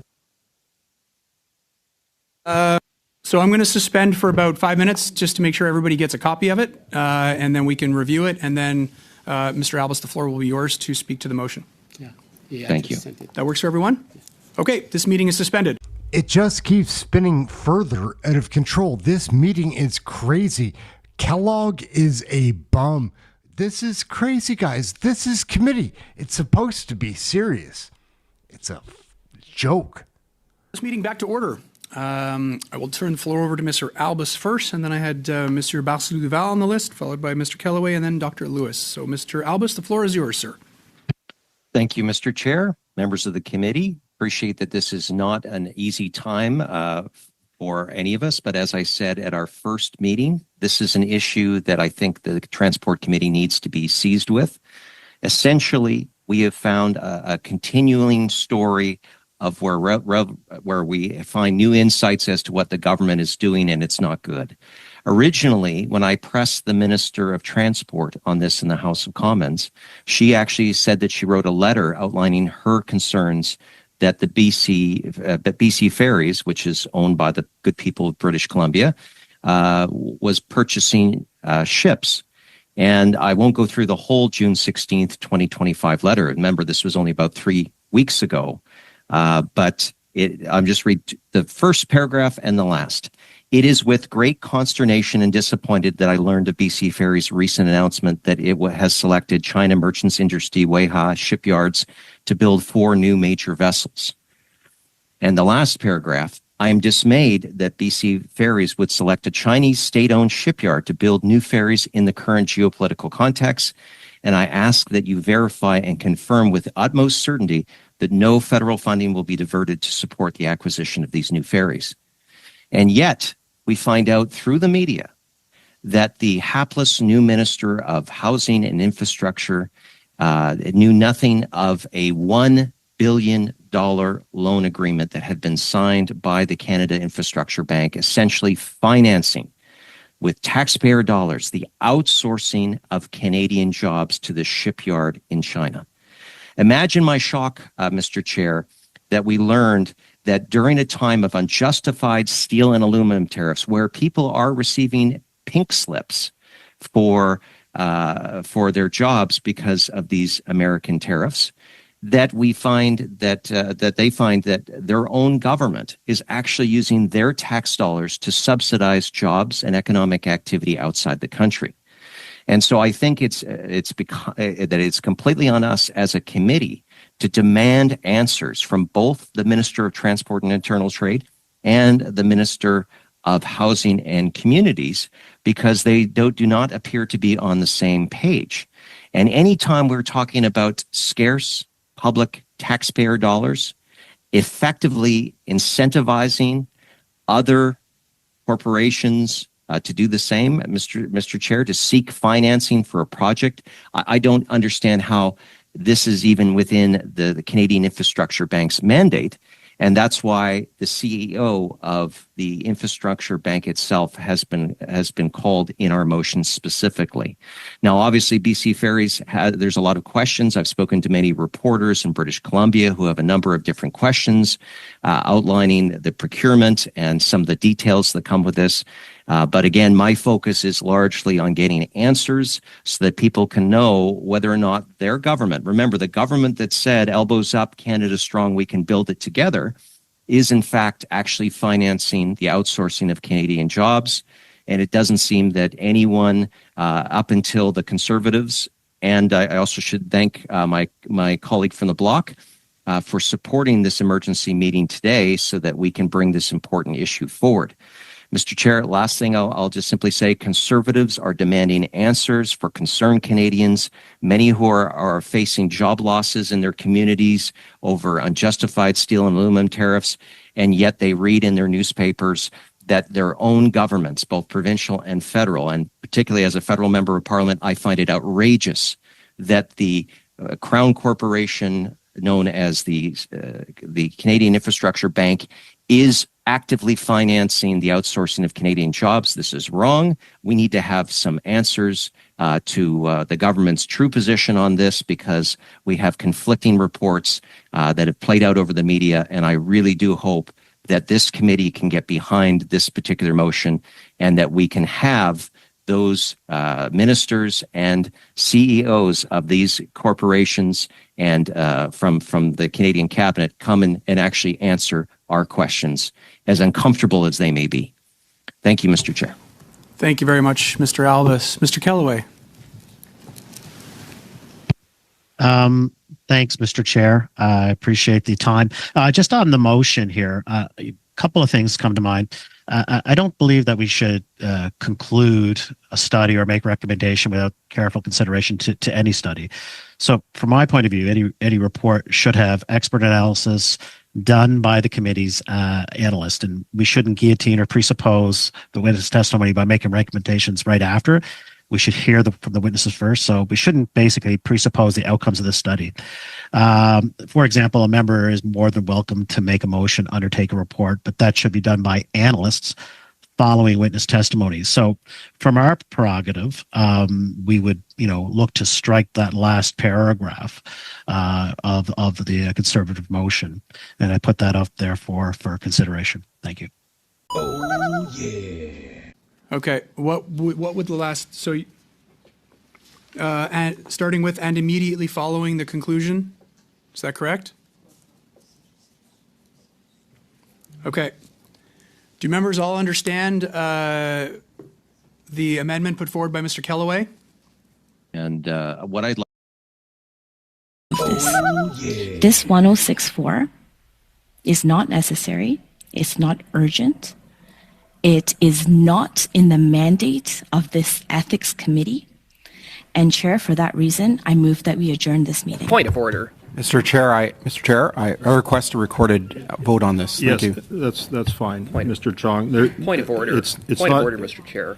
On a point of order, it's not debatable what Ms. Khalid just... I just want clarification to the effect of what Ms. Khalid has moved is to shut down debate. I'm so sorry, Chair, but no, I refuse to let that's debate, Mr. this 1064 to become political gander for Ms. Khalid, I've already addressed that with Mr. Cooper, and for those who are watching at home, this is a dilatory motion to stop the meeting before a decision is rendered. So I am going to ask the clerk. It is non-debatable. Mr. Chong has asked for recorded division, and I'm going to ask the clerk. Sorry, Chair. It sounds like you're debating a little bit there. No, I'm explaining. I'm explaining, Ms. Khalid. Okay. Thank you. Okay, I'm explaining exactly what's going on here, and that there is no further debate. That you've asked that this meeting be adjourned without a decision of the committee being made. What? I'm explaining. Because this is not the mandate of the committee, Chair. That's your opinion. Hey gang, what's up? Aaron right here, Canadian Looney. This is a flashback, a bit of a blast from the past, but my goodness, Iqra Khalid is a very disruptive MP in these committee meetings. She's always trying to offset the meetings, delay, divide, distract, all the liberal tactics. Let's take a look. This one is hard to watch, guys. We've got a couple of rounds here, one with Michael Chong, one with Michael Cooper, but then we're getting into Iqra Khalid, who is just trying to shut this meeting down. She's always trying to shut the investigations down, acting like she's holier than thou, talking down to the Conservatives. Let's take a peek. This lady is ridiculous. Hey, that's something everyone can enjoy.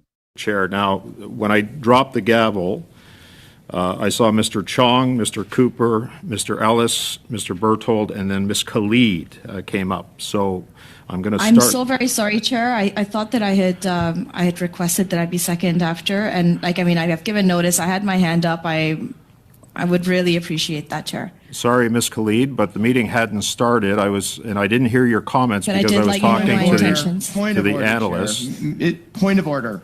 Go ahead, Mr. Housefather, on your point of order. Yeah, Ms. Khalid clearly spoke before anybody else had their hand up, Mr. Chair. You convened this meeting at a time without consulting anybody else on the committee. And to be honest, I thought that was exceptionally unfair of you. And Mr. Housefather, clearly demonstrated her request to speak before any of the other people had their hands up. the gavel had not dropped, Mr. Housefather. But you were so aware that she asked, Mr. Chair. I was talking to the analyst at the time, Mr. Housefather, and I can assure you that this meeting has been convened in accordance with the standing orders and the rules of the House of Commons. So I am going to start with Mr. Chong.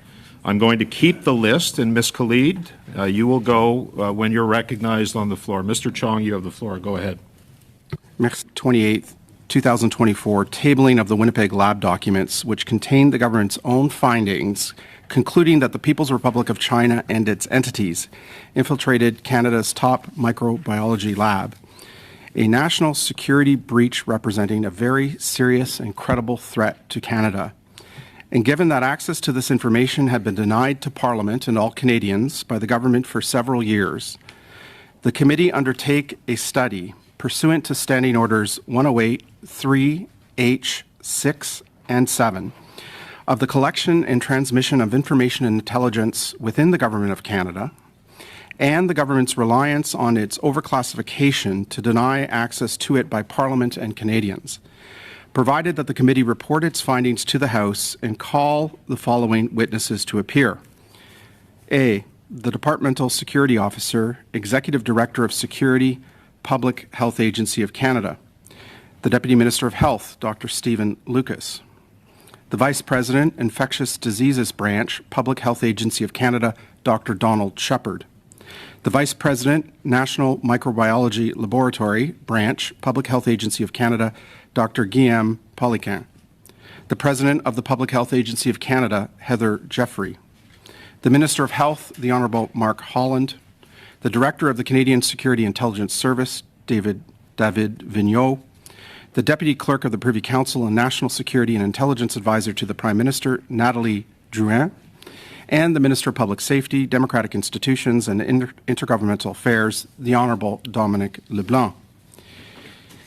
Mr. Chair, I'd like to give a brief couple of minutes of remarks on this motion so that all members... Thank you, Mr. Chong. Before you go ahead, the motion is in order, and my understanding is that the clerk has shared the motion in both official languages with all members of the committee. Go ahead with your comment. Thank you, Mr. Chair. Just a couple minutes of remarks so that all members will have a say on this motion and we can get it to a vote in the time that we have. We finally, Mr. Chair, have the documents. In our view, this is the start of this matter, not the end. We are continuing off where we left 3 years ago when the Canada-China Committee asked for the Winnipeg lab documents. And I believe that this committee has to conduct this work because the government has indicated, and Minister Holland specifically, that no one within PIAC is going to be held accountable and terminated for these lapses at the Winnipeg lab. So I believe Parliament has a job to hold the government accountable. This is a grave and serious matter that requires a parliamentary to investigate. Dr. Chu clandestinely collaborated with the government and the military of the People's Republic of China and was paid by that same government and military of the People's Republic of China without the government of Canada knowing. These Winnipeg lab breaches are part of a broader pattern by this government of neglecting Canada's national security. We not only have the Winnipeg lab breaches, we have a neglect of sensitive areas of research at Canadian universities in the theft of intellectual property and the threat to national security that CSIS has now highlighted for almost a decade. We have the neglect of the PRC's foreign interference threat activities directed at democratic institutions like Parliament and at our democratic processes like our general elections, which has forced the government to call a public inquiry, which is ongoing. And in all of this, it's the Prime Minister, the head of government, that is responsible. There is a document, a PCO document titled Open and Accountable Government. It is one of the founding documents of this current government. In that document, it is clear that the Prime Minister alone is responsible for the machinery of government, that the Prime Minister alone is responsible for how information and intelligence flows within the different entities of the Government of Canada, flows from services like the Canadian Security Intelligence Service to various departments and agencies of the government. That same document also makes it clear that the Prime Minister has a unique responsibility for national security. And so when we combine those two things together, we have a responsibility as parliamentarians to get to the bottom of this, because ultimately the Prime Minister is accountable to Parliament, as is the Ministry. And so the motion that is in front of us today is a substantive motion that is focused on examining two things that are within the mandate of the committee. First, the purpose of the motion in front of us is to examine the flow of information and intelligence within the Government of Canada, to examine why this information and intelligence did not catch the clandestine activities of Dr. Chiu before September 2018, when it was discovered that Dr. Chiu had improperly registered a patent produced from work as a government scientist in the People's Republic of China. To discover why Dr. Chiu had not been discovered in the 2 previous years, in 2017 and 18, of having clandestinely met with entities within the People's Republic of China and clandestinely received payments from the government and the military of the People's Republic of China for that travel. The purpose of the motion in respect of examining the flow of intelligence within the Government of Canada is to also examine why it took 10 months for the government to secure the lab when it had been discovered that a patent had been improperly registered in the PRC and government policy violated. The patent violation was discovered in September of 2018, yet it took 10 months till July 5th of 2019 for the government to secure the lab. Despite the fact that in the early part of 2019, when Dr. Chiu's computer was seized by government IT, and despite the fact that Dr. Chiu in the early part of 2019 was denied approval for a trip to the PRC, she was still allowed to ship lethal Ebola and hennepaviruses on March 31st of 2019 from the Winnipeg National Microbiology Laboratory to the Wuhan Institute of Virology. We need to understand why information didn't flow more quickly to prevent that from happening. The second substantive examination that the motion proposes is to examine why the documents originally requested in 2021 were overclassified. Minister Holland has indicated in the House of Commons that the classification of the documents was PIAC's responsibility alone.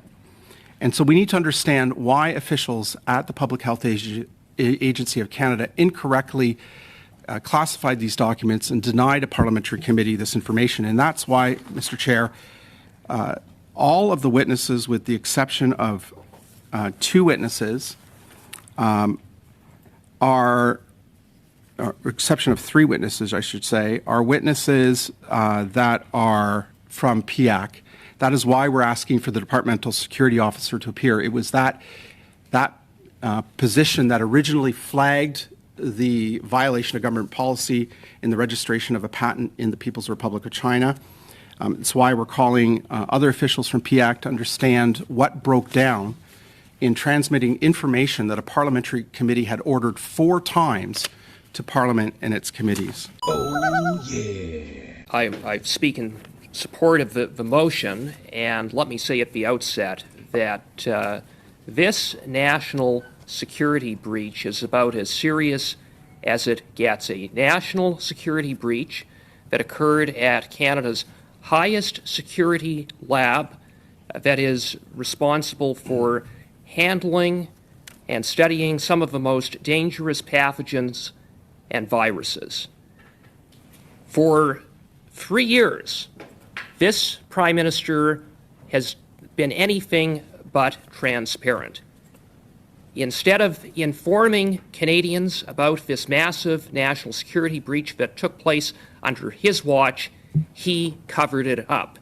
In an unprecedented campaign of obstruction, the Prime Minister defied 4 orders of Parliament, and for the first time in Canadian history, he took the Speaker of the House of Commons to court to block the documents, 600 pages of documents that have finally been produced to this committee, and he called a snap election in an effort to avoid producing those documents, an election that, incidentally, the Beijing regime interfered on his behalf to the benefit of the Liberal Party. So now, after 3 years of cover-up and obstruction, we finally have the documents.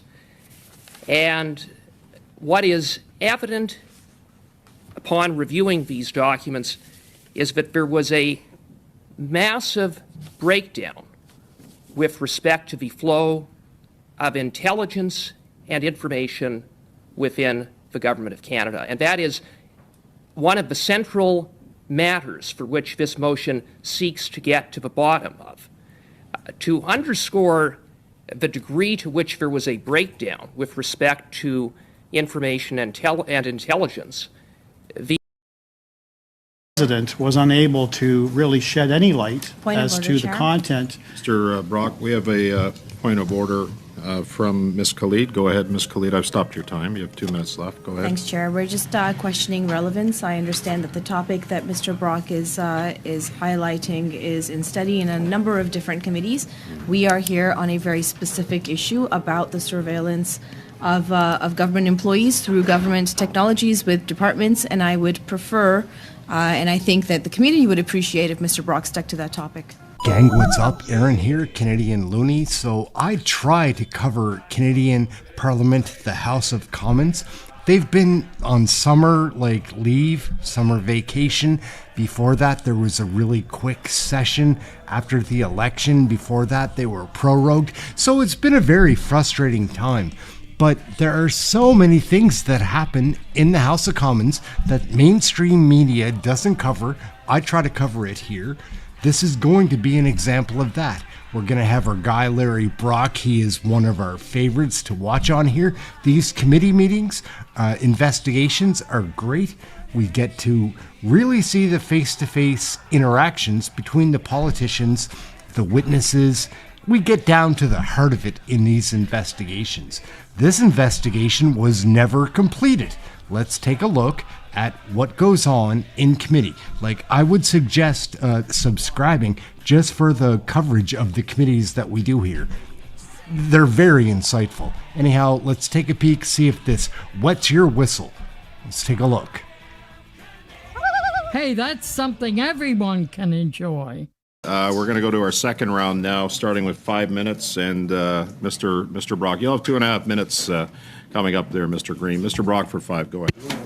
Thank you, Chair, and good afternoon to the witnesses. Thank you for your attendance. I apologize I wasn't able to hear your opening statements. I trust some of you probably did. I want to focus on this ArriveCAN scandal that seems to be dominating the House of Commons and Canadians from coast to coast. And following up on my colleague, Mr. Keurig, I'm going to be focusing in on you, Mr. Jones. It appears that you have some expertise in this particular area when it comes to technology and data and things of that nature. So at the heart of the scandal, and this may be news to you, is information. It's a lingering question that the Auditor General labored with, that despite all the material that she received from the CBSA, which didn't amount to a lot, given the shoddy paperwork and record keeping, is she was unable to determine who chose this 2-person firm who received essentially $20 million of taxpayer funds for doing absolutely nothing other than connecting the CBSA with IT professionals. We have evidence to suggest that information was withheld from the Auditor General, and the information centers around one particular individual by the name of Min Doan, who happens to be the Government of Canada Chief Technology Officer. So one would think, just the label, Chief Technology Officer, that person would possess the necessary skills to retain records. But at the heart of this, mysteriously, he had 4 years' worth of relevant emails during the pandemic when the costs of this Arrive scam scandal ballooned to over $60 million. 4 years' worth of emails constituting close to 1,700 emails in total just mysteriously disappeared. How can that happen?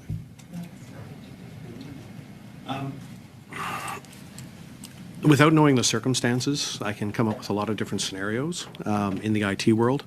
It could be something as simple as, and I've had this happen to me, the hard drive on my laptop failed and I lost my email. So without the specific circumstances, I don't know how to answer your question. Okay. So that's been a lingering question. He's offered no explanation as to why he could not retrieve 4 years' worth of emails. Despite his status, he was the vice president of the CBSA at the time. He was the chief information officer as well for the CBSA. He's unable to explain that discrepancy. So the CBSA president was unable to really shed any light as to the content. Mr. Brock, we have a point of order from Ms. Khalid. Go ahead, Ms. Khalid. I've stopped your time. You have 2 minutes left. Go ahead. Thanks, Chair. We're just questioning relevance. I understand that the topic that Mr. Brock is highlighting is in study in a number of different committees. We are here on a very specific issue about the surveillance of government employees through government technologies with departments, and I would prefer, and I think that the community would appreciate if Mr. Brock stuck to that topic. Well, as I've said in the past, Ms. Khalid, that I do give a lot of latitude to members to ask their questions, and I expect that they're going to come back to the topic at hand, and I'm certain that Mr. Brock will. He's done it before, so the floor is yours. You have 2 minutes, Mr. Brock. Go ahead, please. Thank you, Mr. Chair, because I certainly don't frame my questions at the preference of the Liberal Party of Canada. Yeah. All right? So I know they want to shut this down. I know it's important for them to silence us, Point but of I will order, not be Chair. silenced. Absolutely unreasonable. Okay, thank you. Thank you for the point of order. Mr. Brock, please continue. You have the... Thank you, I Chair. did stop your time. I'm starting it again. You have a Thank minute you. and 50 seconds. So, Mr. Jones, I want to know what tools potentially the RCMP, who may be charged with the responsibility of investigating criminality surrounding this Arrive scam. I can think of, hearkening back to my days as a Crown attorney, what's jumping off the page is allegations of fraud, allegations of breach of trust by public official. So in your professional opinion, sir, what sort of forensic tools would be available to the RCMP to retrieve 4 years' worth of relevant emails from the Vice President of the CBSA? My issue, I honestly have never been privy to any of the investigative techniques that the RCMP use. We've always kept them at arm's length as the IT service provider.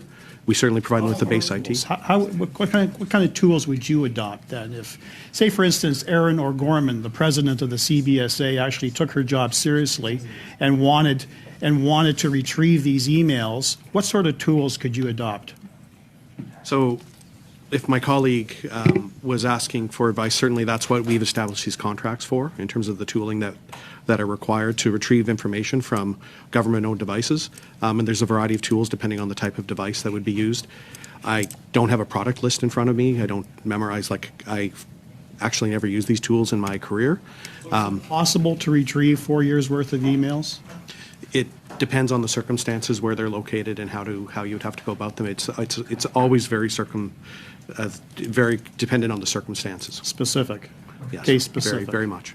Okay. Thank you, Mr. Thank you. Brock. Thank you, Ms. Khalid, for. Oh, yeah. So, if you're new to the channel, you might not know who Iqra Khalid is. She's the problem child. She represents everything that's wrong with the Liberal Party, and it's so obvious in these committee meetings. Like, she kind of hides in the House of Commons, but right here in committee, she's fully exposed. Delay, divide, distract, all these gross Liberal tactics. Iqra Khalid, let's take a peek. She's a mess. Hey, that's something everyone can enjoy. 5, go ahead. Thank you very much, Chair. Appreciate it, and thank you to the witnesses for being here today. While the Conservatives try to figure out whether they think that surveilling government phones is a good thing or a bad thing, I think perhaps I'll turn to you, based on what they think is good for them for chasing headlines. What I would ask you one by one, I'll start with Mr. Jones, is what do you think is the purpose of a privacy impact assessment, and how does that impact the work that you do in your department?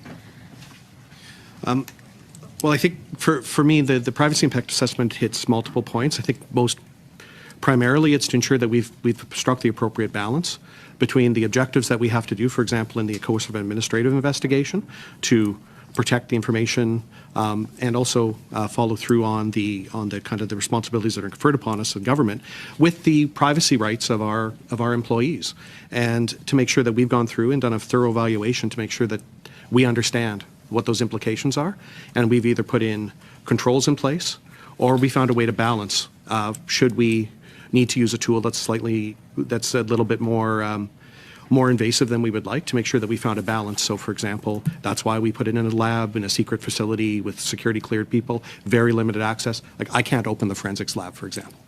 I can't go into it. Thanks for that. So the Privacy Commissioner has said that obtaining judicial authorizations is not a replacement for privacy impact assessments.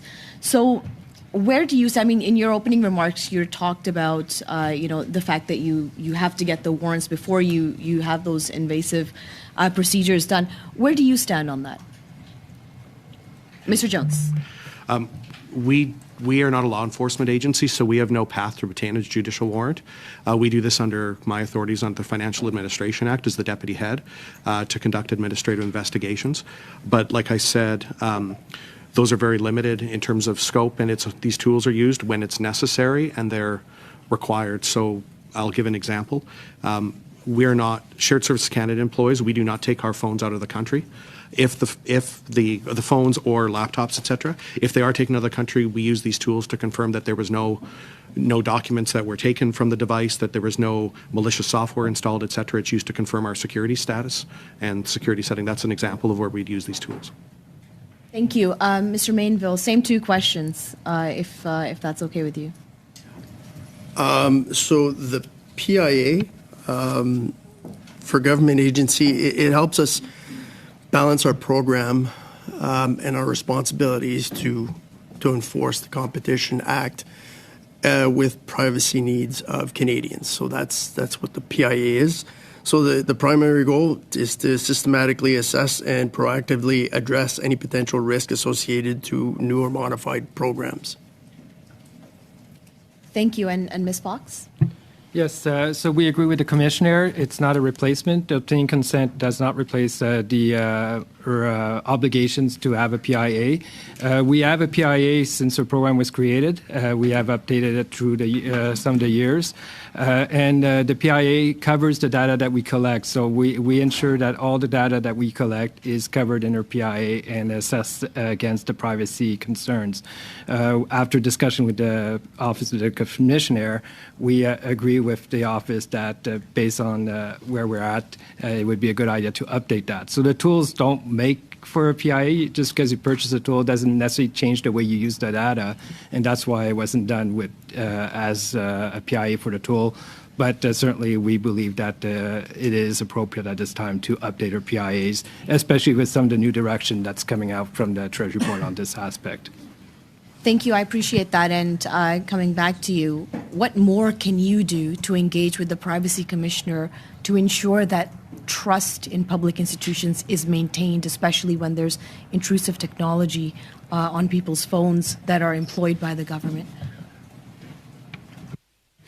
Well, again, we are not using the tool that was mentioned in the report in any way to interact with employees' phones, government issued or otherwise. We're only using the tool to extract data under our mandate for the purposes of conducting our investigations, and only the relevant data that we need, and the device is returned intact to the owner.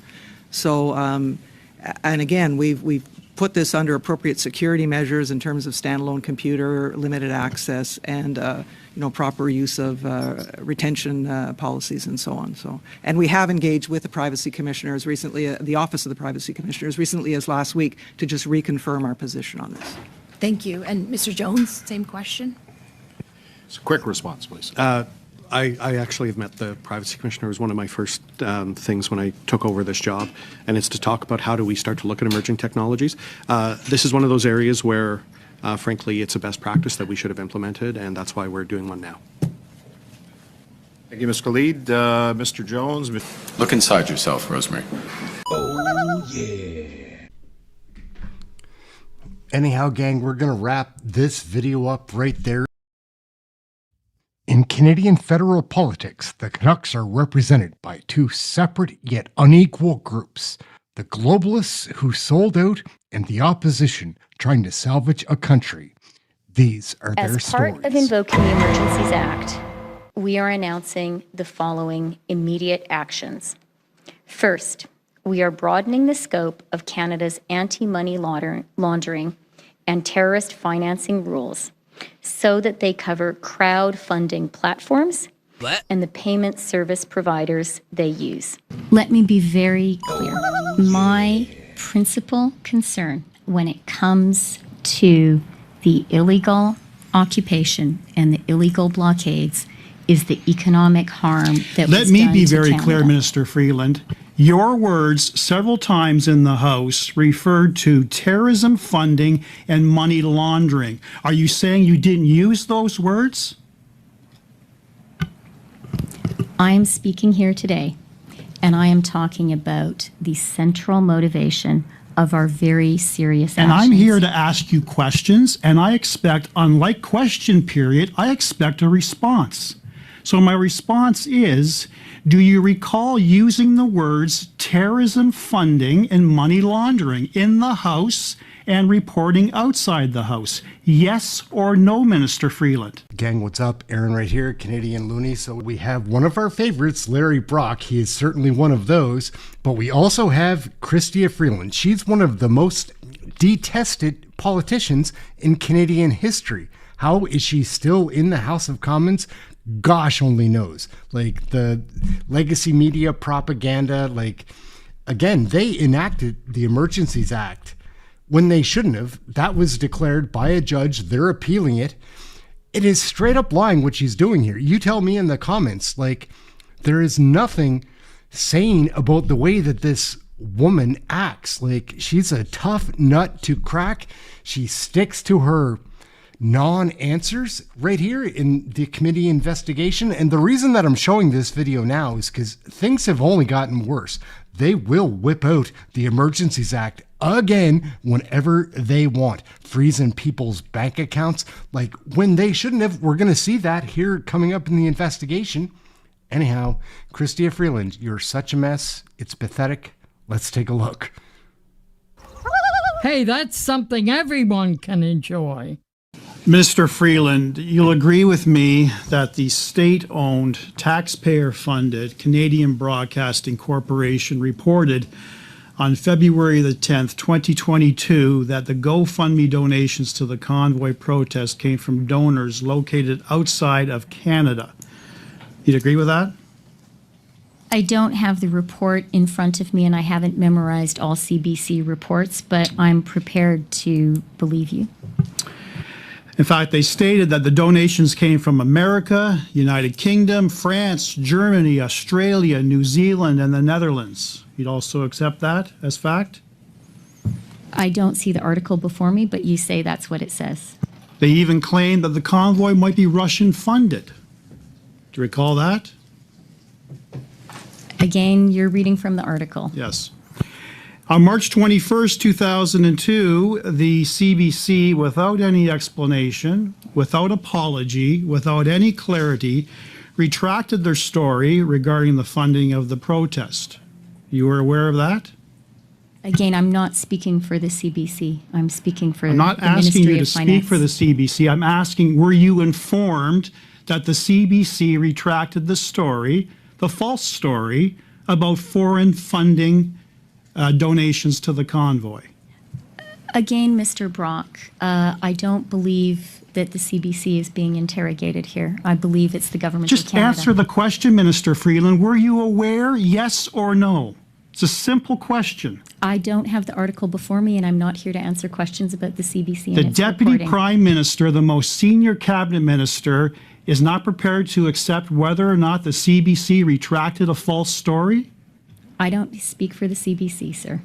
You, as the most senior cabinet minister and the deputy prime minister, relied upon that initial story from the CBC and shared your concerns with Canadians regarding terrorism funding and money laundering. Your words, correct? Let me be very clear. My principal concern when it comes to the illegal occupation and the illegal blockades is the economic harm that Let was me done be to very Canada. clear, Minister Freeland. Your words several times in the House referred to terrorism funding and money laundering. Are you saying you didn't use those words?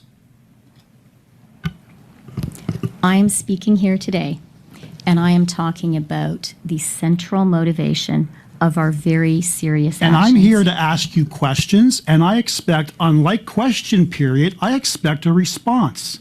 So my response is, do you recall using the words terrorism funding and money laundering in the House and reporting outside the House? Yes or no, Minister Freeland? I believe if we were in a court of law where I think you once worked, that might be called badgering the witness, Mr. Brock. Chair? Yeah. Can we allow the question to be answered? Thank you. As I said, my core concern as Minister of Finance and my central justification for these very serious measures that we put in place, as was clear in my opening statement. You're not as I answering the have said question. I'm throughout, going to move on. Is the economic You're not impact. answering the question, and I will move on. Madam Chair, on a point of order,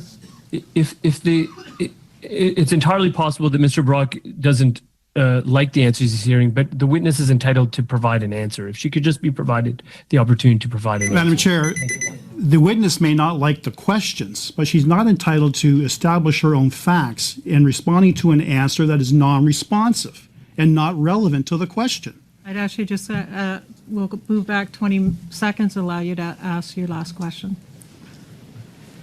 Do you agree with me that the Deputy Director of FinTrack, Mr. McKillop, confirmed at committee that the convoy funding did not come from terrorism funding or money laundering, and the typical person who donated hundreds and thousands of dollars to the convoy came from their own resources and posed no security threat? Do you accept that?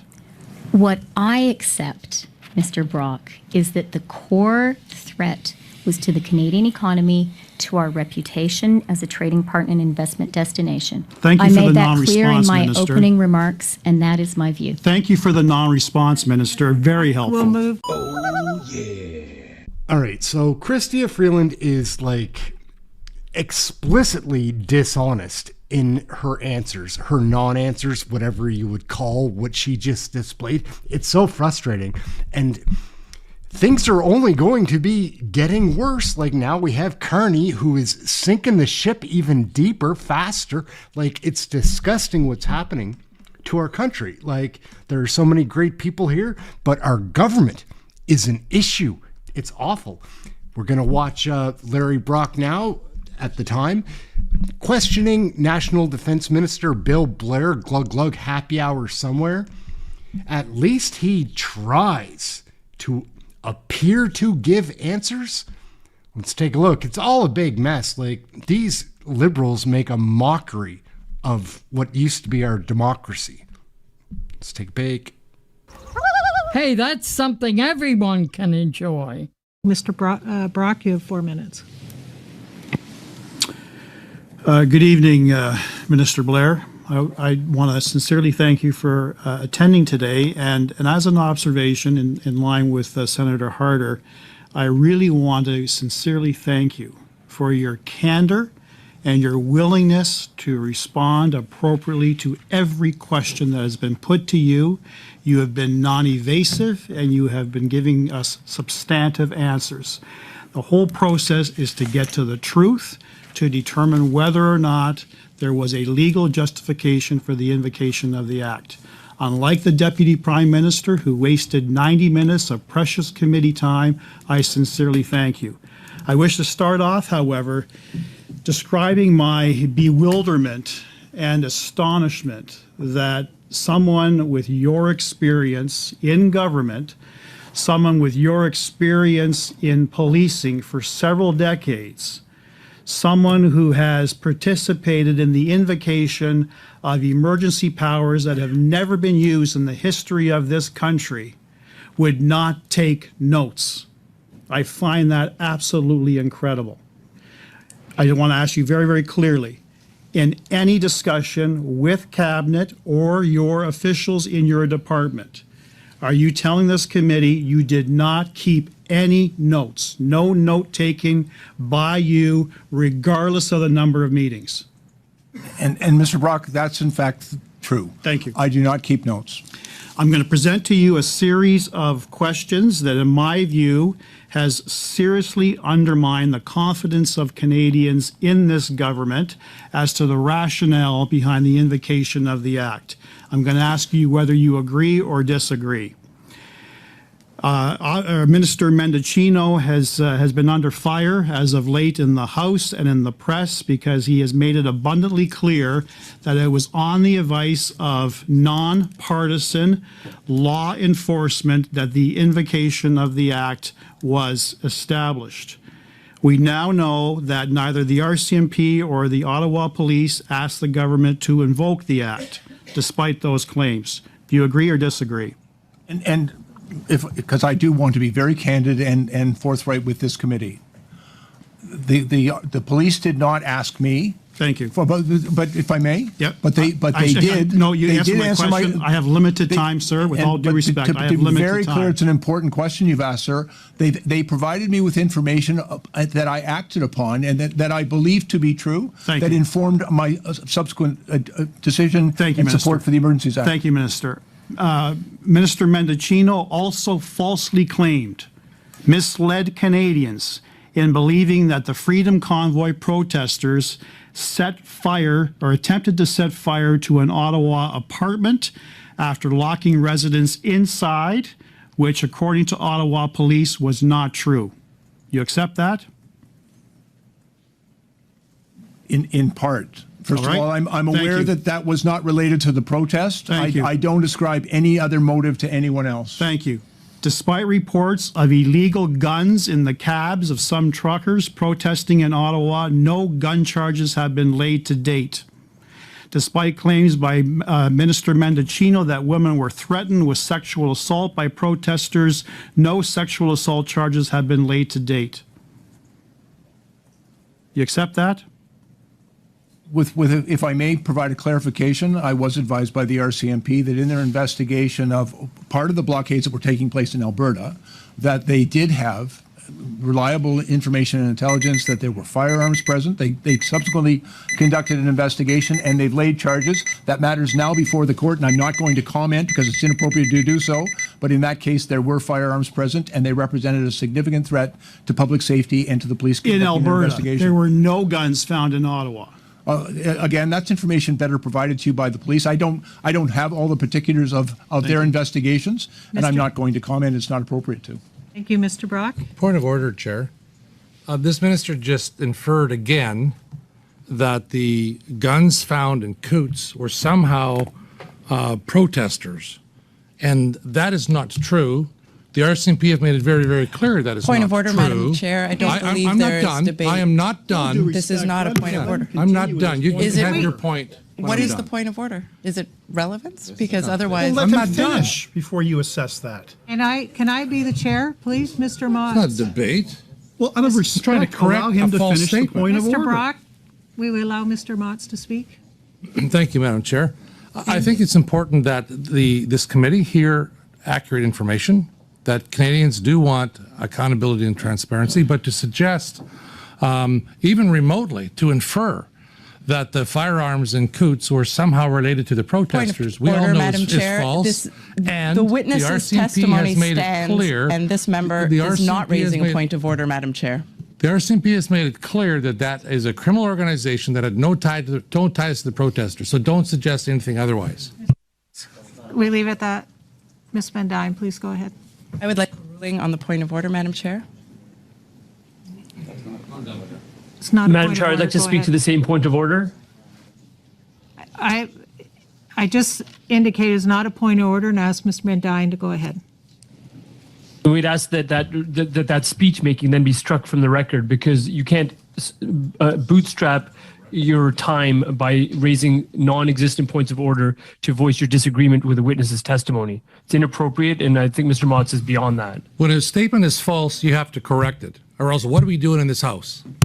Can we go ahead, Ms. Van Dyne? I guess we're going to agree to disagree on what's a false statement, Mr. Motts, but thanks for raising a non-point of order.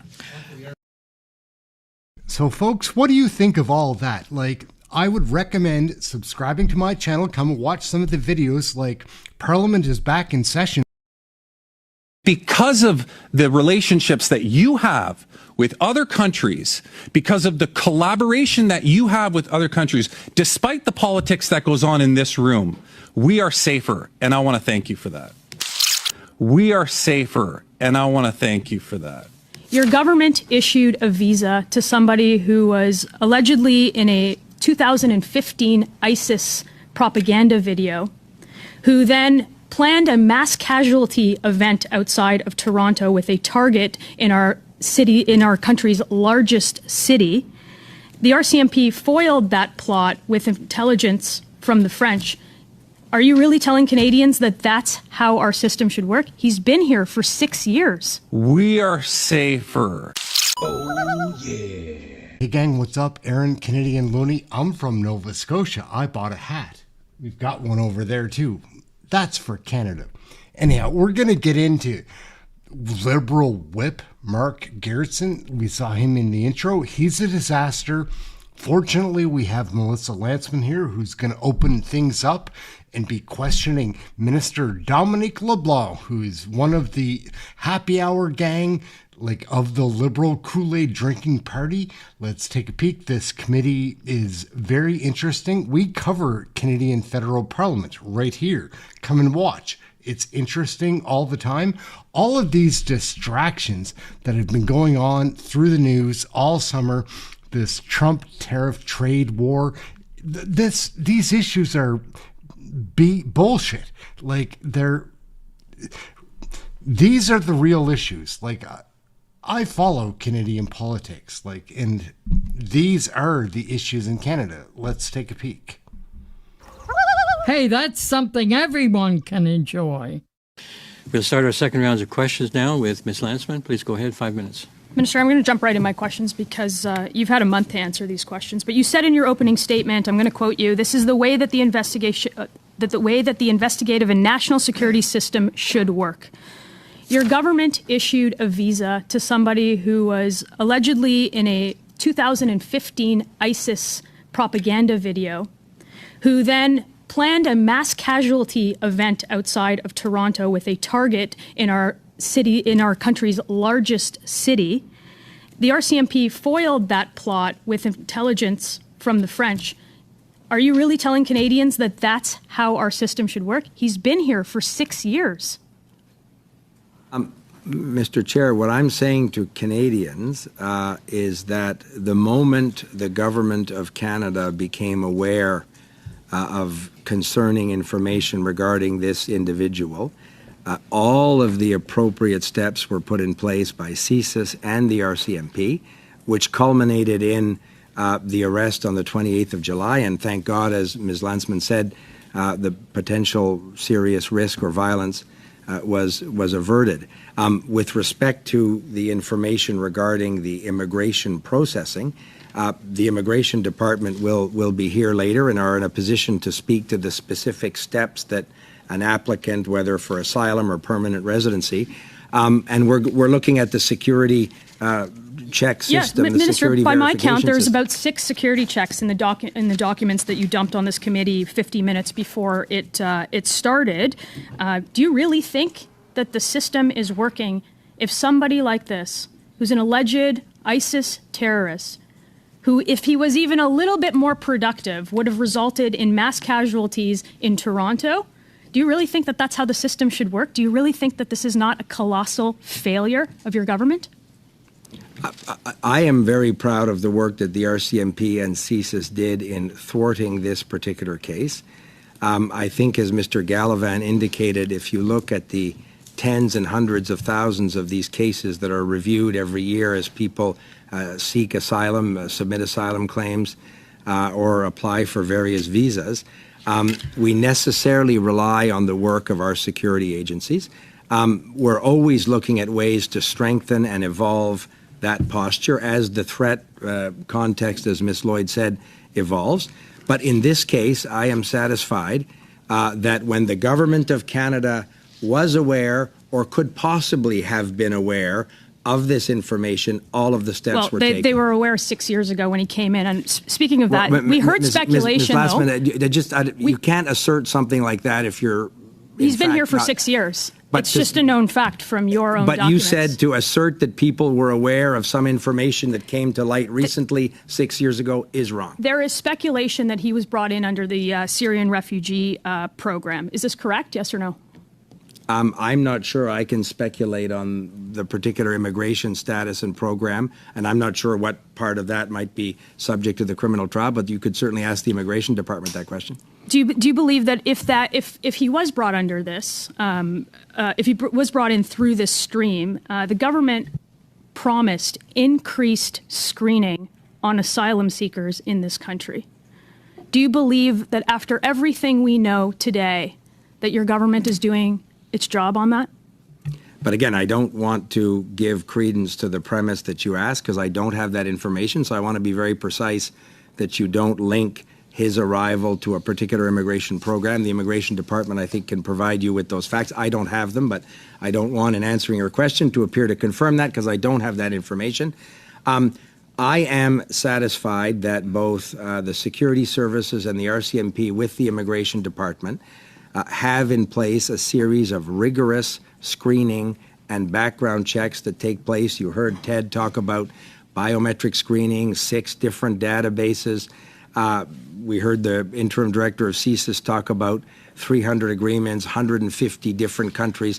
We have access to a great amount of information to keep Canadians safe, and we need to make sure that that information is used in the most expeditious way possible. This person was brought into Canada 6 years before a terrorist plot was foiled, just days before they would have killed people in Toronto. And you're telling Canadians that you're satisfied with the screening processes in place.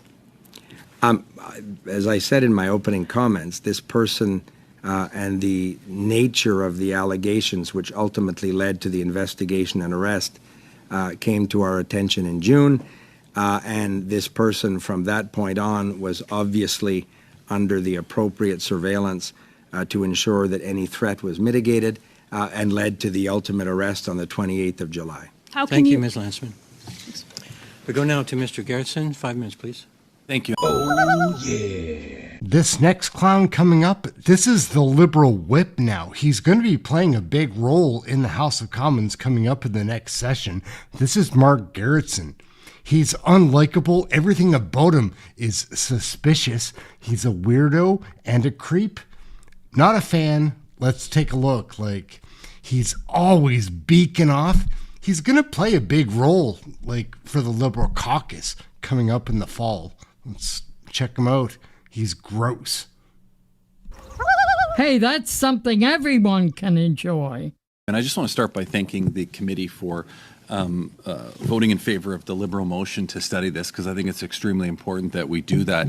I do take issue, Minister, both Conservatives who have asked you questions have referred to this as a colossal failure. I think that when you look at the various different organizations that have been working together, as you indicated, some 7 or 8 organizations, this is an example of how we should be working, how our organizations and agencies should be working together to get the best results for Canadians. I take issue, or I recognize that Mr. Caputo seems to take issue with the fact that this information was given to Canada that assisted us in coming to the conclusion that we did. But the reality is that Canada is a net importer of information. And as a matter of fact, if you think of all the agencies throughout the different countries that would work together, every agency would end up being a net importer. That's the whole purpose to coming together with other countries to share information so that we can all benefit from it. That being said, can you talk a little bit about the risks, Minister, with disclosing the exact details of how CSIS may have become aware of the threat posed to us? Mr. Gerritsen, thank you for the question. I can certainly, based on briefings I've had over the last year and a month from CSIS, offer a view, and perhaps Ms. Lloyd could add something. The reason why CSIS, or people like me who may have access to some of this information in the routine course of my job, don't confirm or identify particular sources or partner countries, as you said, that are sharing information with us, and we would, of course, share information that we gather with those same countries, is because it can, if we're confirming both the tradecraft, the way that these intelligence agencies gather information, if we confirm it's agency X and not agency Y, perhaps some of these bad threat actors will be able to identify either human sources who would be at huge risk, you can understand what that would mean, or be able to understand the tradecraft, the very sophisticated and effective way that CSIS and other agencies gather this information in order to protect Canadians. So that's why every previous government has been very prudent, and that's why the Security of Information Act also provides criminal sanctions for those that cross the line. But perhaps Vanessa can add something specific, or Mark? Yeah, and I do actually have another question that maybe you could answer as well, Interim Director Lloyd.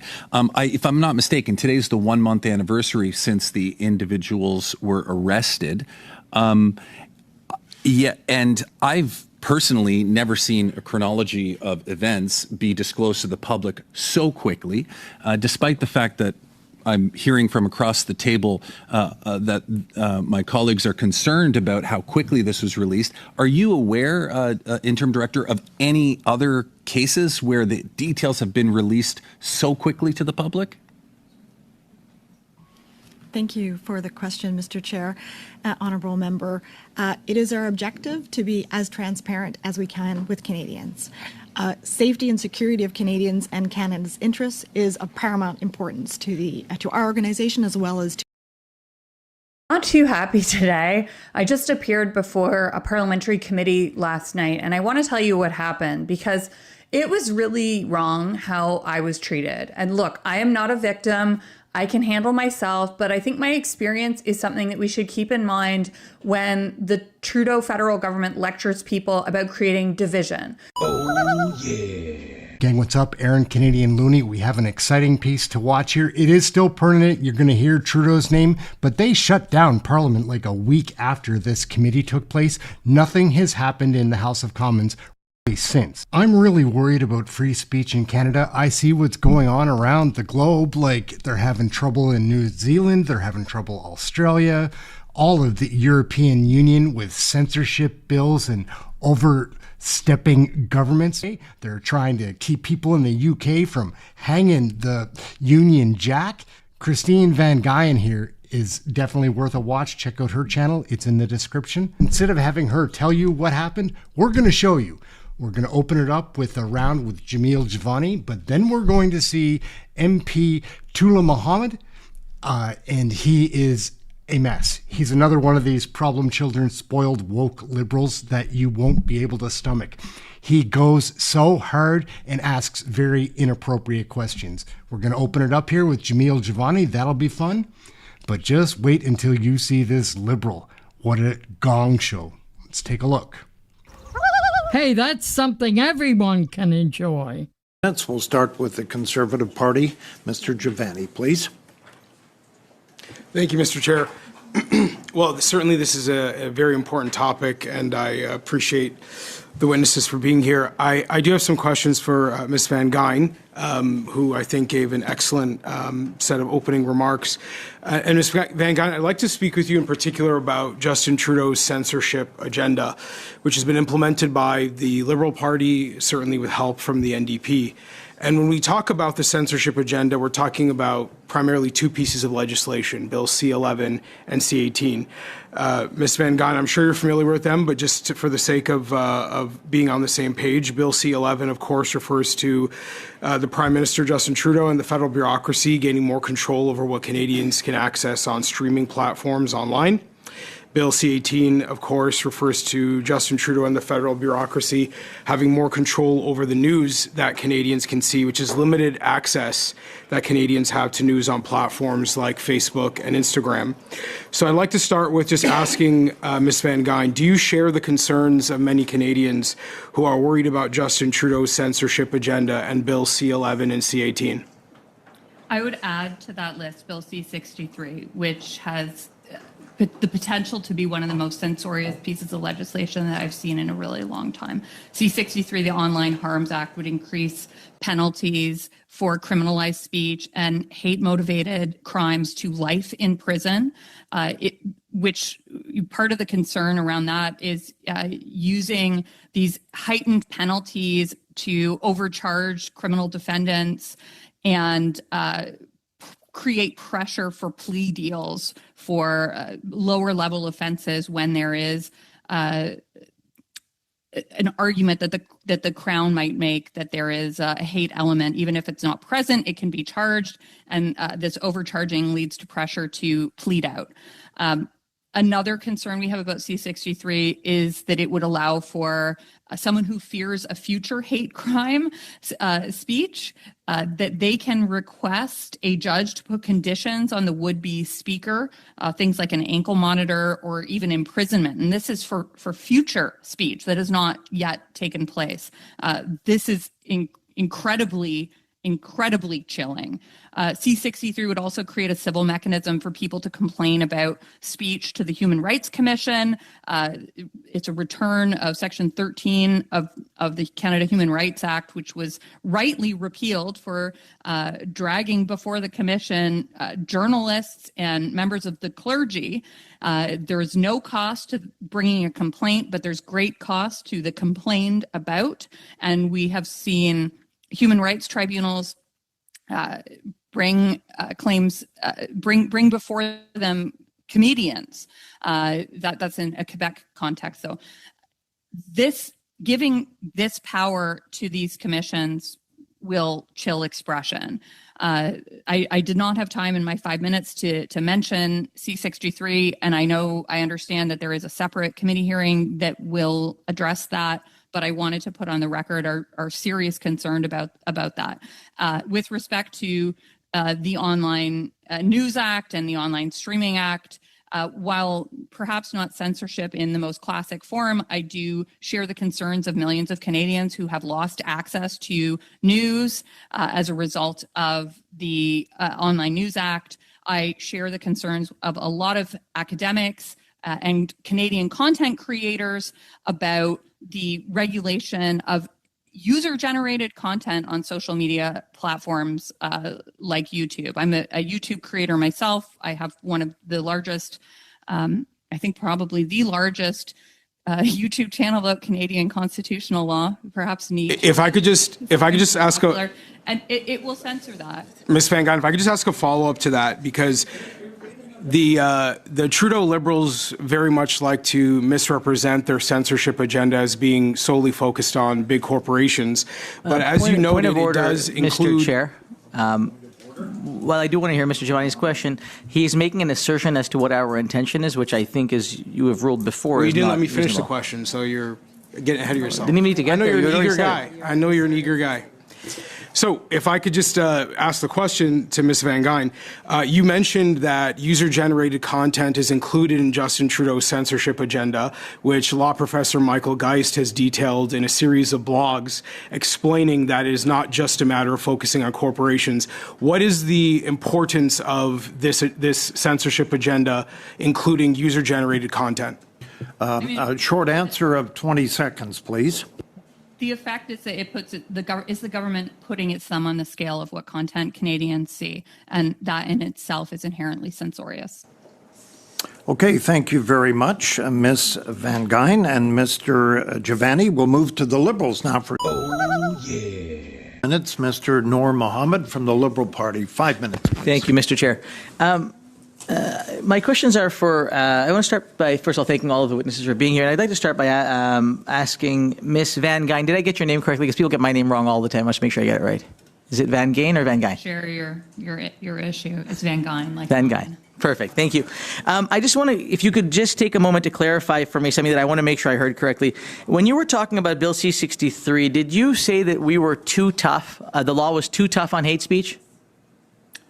Yeah, so I think that the issue is with statutizing the definition, which is an inherently subjective definition. I think that there's an issue with the ability to add a new penalty when there's another offense committed to basically overcharge defendants. Got it. Okay, so I can give so, you. no, that's fine. So I guess what I want to dig into is what would you incredible spikes in anti-Semitism and Islamophobia that is resulting in violent physical assaults on people and institutions.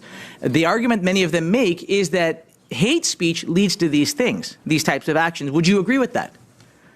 So violence is, of course, criminalized already, and I think that there's an issue with all kinds of things like bail conditions that repeat violent offenders are not actually put in prison. So please criminalize violence. Put people who commit violent acts. No, but my question is, do you believe that there is a correlation between incitement and hate speech and people's responses, or do you think that people act independent of those two things? So incitement to violence is also criminalized, and Okay. we take no issue with incitement to violence. Okay. So let's just, I appreciate very much you speaking about the importance of freedom. Do you believe in freedom of expression as being beyond just words?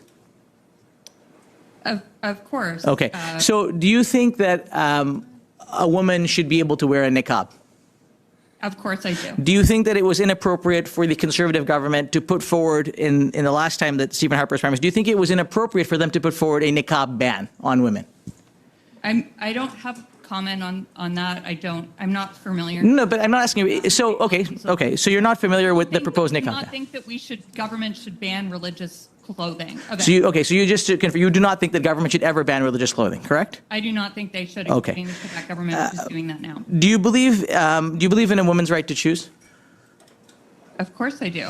Do you think that is it of To choose how to access healthcare? You mean like to choose whether or not she can get an abortion? Yes. That's my personal viewpoint. Fantastic. I do believe Does it concern you? Does it concern you that conservative governments in certain provinces, and does it concern you that members of the Conservative Party are seeking to legislate eliminating or taking away a woman's right to choose? I'm not sure what you're referring to. I'm asking you specifically if a conservative. We're talking about abortion right now. I'm asking you that because I'm asking you if you believe in that freedom. What the connection is. I'm asking you if you believe in that point of order freedom. here. What's the relevance to this? Point of order. Expression. Freedom of expression. Expression takes different forms. Well, I've asked the question, and as you well know, but you're hounding her now. That's the point. Oh, now you're concerned. Okay, great. Okay, let's. I don't feel hounded. I just don't understand. Okay, let me ask the question differently. I believe people have the right to express their views on abortion. Okay. Do you believe that people have the right to legislate whether or not a woman has the right to choose? I mean, now you're talking about sort of parliamentary sovereignty issues, which are well beyond the scope of, Parliament can legislate on all kinds of things and then they're put in check by the Supreme Court. I really don't So legislation as, like, Parliament is sovereign. So if Parliament decided, so if Parliament decided to do certain things and pass certain laws, then that would be sovereign. And that would be the law, and that's what we should all adhere to, and there should be no opposition. Is that what you're saying? Well, I'm a little confused by the line of questioning. Parliament can legislate. Legislation is subject to our Constitution, which is, can then be reviewed by the Okay, court. so we can get more into this later. Are you concerned, or were you concerned when the former premier of New Brunswick, who has recently transitioned into being the former premier, and Premier Moe in Nova Scotia, are trying to put restrictions on a child's right to use the pronouns that they want to use? That's an issue that we haven't taken a position on at the CCF. I'm asking you your opinion, though. I'm asking you your opinion. I'm here speaking as a representative of an organization. I'm not going to give you my opinion on that particular issue, which is a live issue. Okay, and my final question to you. You're at 5:10, so I got to move on. As a European, I am a European, actually. Oh, you are? Yeah, Oh. Irish citizen. Yeah, so there you welcome. go. Welcome. Speaking as a European. W.T. Debate presented by the Honourable Member for Brantford, Brant South, Six Nations. Yes. Gang, what's up? Aaron here, Canadian loony. Larry Brock is one of my very favorite MPs to watch, very engaging in the House of Commons in the committee investigations. He's superb. He is probably the best. There's a couple others that stand out. Larry Brock is way up there. So we're going to take a peek at this. It's from last summer, but nothing really has changed on Parliament Hill. Like, we did have an election, but we got a worse, more corrupt, more corrosive prime minister. Like, don't let Mark Carney fool you. Read his book, Values. He has none that are positive, no positive values, many negative ones. Anyhow, Larry Brock is going to break it down, all of Trudeau's corruption, the Liberal Party. It's disgusting to hear. We need a reminder, though, getting ready for Parliament to kick back in September 15th. Let's take a peek at Larry Brock. He's one of the best. Let's get it going. It's a long one. It's all very interesting. Let's take a look. Hey, that's something everyone can enjoy. Mr. Brock, you're up next. Thank you, Chair. I have much to say, but I want to start by offering my sincerest apologies to Mr. Laporte, Mr. Mills, Mr. Albert, and Madame Poulin for this shameless display of a cover-up between the Liberal government and the NDP coalition partners. Because we're all here to do a job. You all have jobs to do when you get back to your respective offices. We are taking you away from your respective offices and the good work that you do day in and day out. And it's no different with politicians. As parliamentarians, we're parliamentarians all year long. We're not parliamentarians when the House is sitting. We don't take a 3 to 4 month break and not worry about our responsibilities to the government, to Canada, to address ongoing issues that are a prevalent concern in Canada. And that is the issue with respect to the fraudulent billing and the broken procurement system that we have in this country that has allowed fraudsters and grifters to take advantage of a broken system that didn't provide the appropriate oversight. And the Liberal government and the members of this Liberal committee with their NDP partners don't want to get to the truth. When I say we're parliamentarians for the entire year, that's exactly it. As Michael Barrett articulated, my colleague, members of my community in Brantford Brant, my constituency, know that I have to work year-round. I have to work from time to time in Ottawa and for extended periods of time in Ottawa, in addition to my responsibilities to my community. In essence, parliamentarians can walk and chew gum at the same time. And as my colleague indicated, 90% of the Liberal members of this committee and the NDP member are not here physically in Ottawa. They're taking advantage of what Parliament has allowed in terms of a hybrid format to do just that, walk and chew gum at the same time.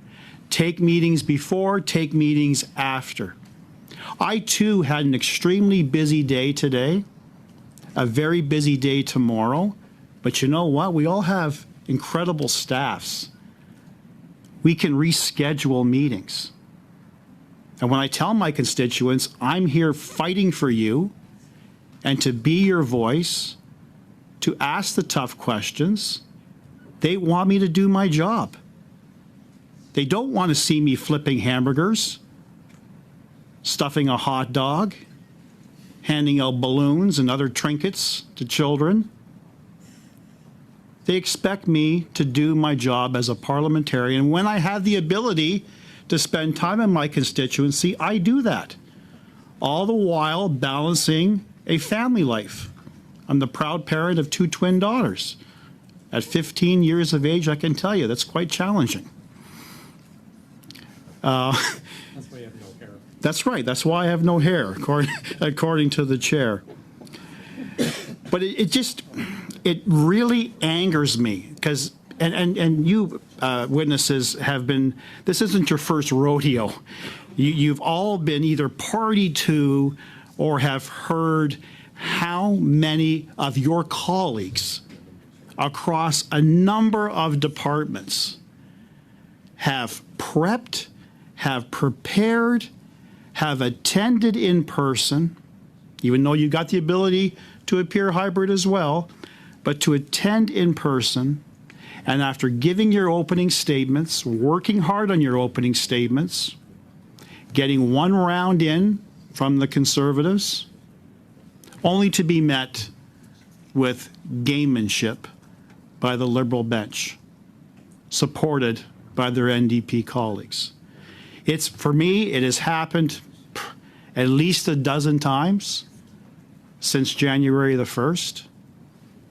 And in my view, it is so disrespectful to you as professionals. So that's why I offer my sincerest apology. But should we be surprised? Because where there's controversy, there is risk. The government clearly knows they're not currying any favor with Canadians. Depending on the poll, they're at least 20 points down.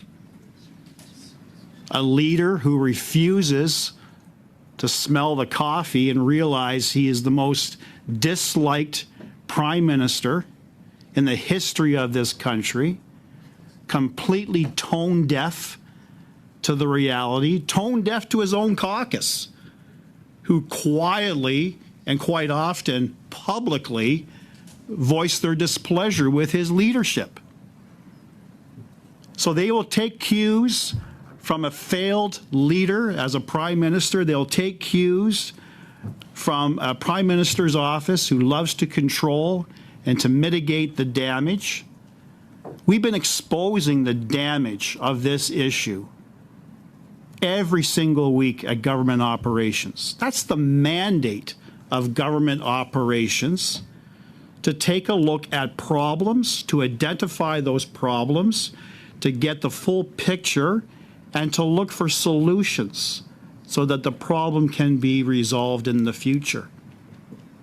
If these members view that to be political or acting as a prosecutor, as Mr. Sousa has often indicated from time to time, or being too prosecutorial, Mr. Brock, you've given up your former career as a Crown prosecutor. You're a parliamentarian now. It's time to be nice. Throw the softball questions to witnesses. That's not our job. Our job is to ask the tough questions, get the answers that Canadians are asking. So when we talk about political gamemanship, this is exactly what happened today. Because there is a lot of problems with this issue that needs to be explored. We all remember the famous slogan that Justin Trudeau used in 2015, "Sunny ways, Canadians, sunny ways." He even then wrote an open letter to Canadians, and I'm going to read various passages of that letter. It was dated November the 4th, 2015. Starts off, "My dear friends." Point of order, Mr. Chair. And there's a point of order. Excuse me, Mr. Brock. Yes, Mr. Jory. First of all, I want to thank you for the latitude that you've shown on the spectrum of the conversation that we're having, and also thanks to all my colleagues for the patience. But I'm not sure, and Canadian now can see exactly why we call it this meeting a politicization than anything else. Or what's the Having point of order, said that, please, I'm looking for sorry. relevance of referring to by-elections and referring to, it's all about to the fact that the motion that we are debating. Thanks. So what's the relevance?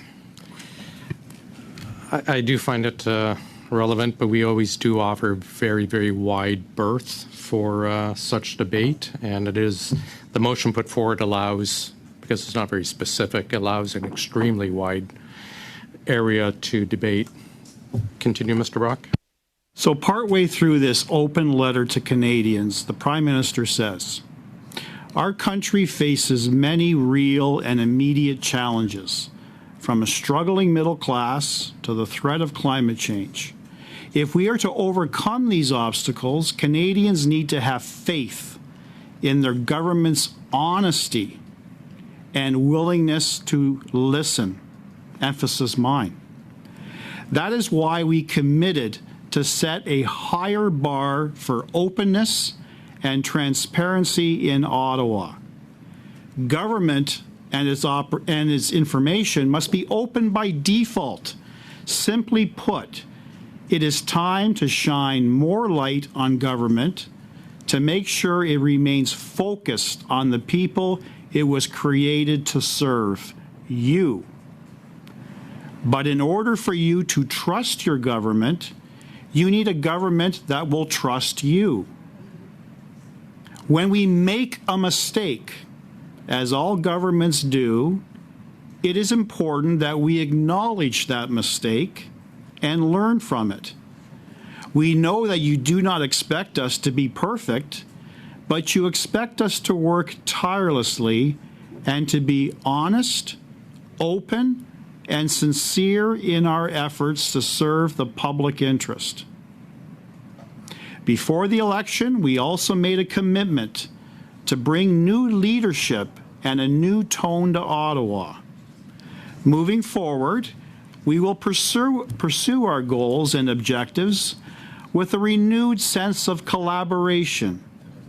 We fully understand and appreciate that partnerships with provincial, territorial, and municipal governments are vital to deliver the real positive change that we promised you.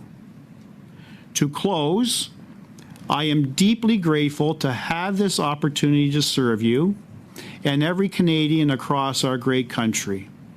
I am committed to leading an open, honest government that is accountable to Canadians.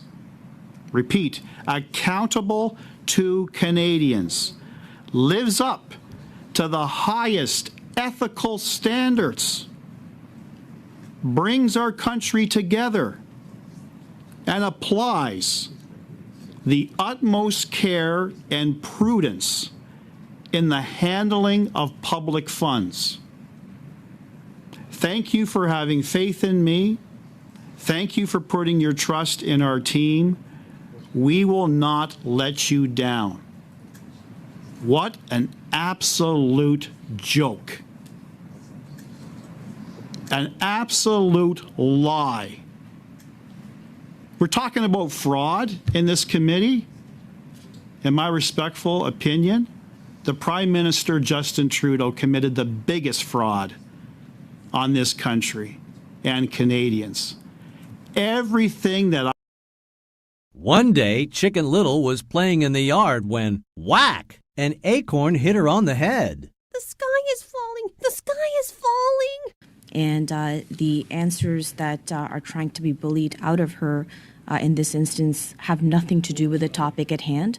And I would request, Chair, that you obtain the decorum of this committee on the topic, because if we're going to go down this path, then, you know, there's so many other topics that we can ask our respected witnesses here today. Brock's point of order. I'm asking that Ms. Khalid withdraw her derogatory commentary, that I provided a bullying question to this particular witness. I asked it in a very respectful manner. I pressed All right. it, but that was not bullying. So,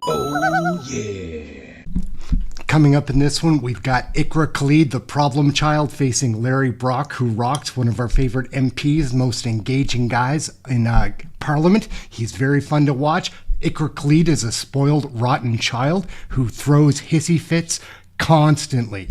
John Williamson, the chair of this committee, is a sharp MP from New Brunswick, trying to keep the balance. Hard thing to do with Iqra Khalid anywhere's near around. Anyway, we're going to jump right in. Watch Larry Brock. He is a man on fire. Iqra Khalid is the problem child. These are the committee meetings. We cover all this stuff when session is in. Let's take a look at what you're missing, and you can catch up. Hit that subscribe. Come and join us for one of our committee videos. Always interesting. Let's get going. up next, Mr. Brock, you have the floor for 5 minutes, please. Thank you, Chair, and thank you for the witnesses for your attendance today. I'll largely be addressing my questions to you, Ms. McClymont. And I think I want to continue on the thread from my colleague, Mr. Cooper, where he had left off in terms of the process by which Ms. Verschaeren was ultimately appointed as chair. I know you can say hindsight's always 20/20, that reflecting on her finding of guilt under the Conflict of Interest Act ×2, you can say, well, I guess we should have taken some lessons from that and perhaps reinforced the conflict of interest provisions within the hiring sphere. But I guess what troubles me, and I'm sure troubles Canadians, is that there were red flags all over the concept of even entertaining the thought of hiring Annette Verschaeren. Much communication happening from the past president and CEO, and nothing really was done. And I know, Ms. McClymont, you're relying upon the advice and basically saying we encouraged her to obtain information and advice from the ethics commissioner, and clearly she did. But the advice that she received from the ethics commissioner, she didn't follow. Not only she did not follow, but other directors did not follow. Hence, we're in this boondoggle of $390 million of taxpayer funds inappropriately being handed out to companies that were legally not eligible, and for directors basically patting their pockets. So this is leaving a real sour taste in the minds of Canadians as to what kind of shenanigans are going on with Justin Trudeau and his government.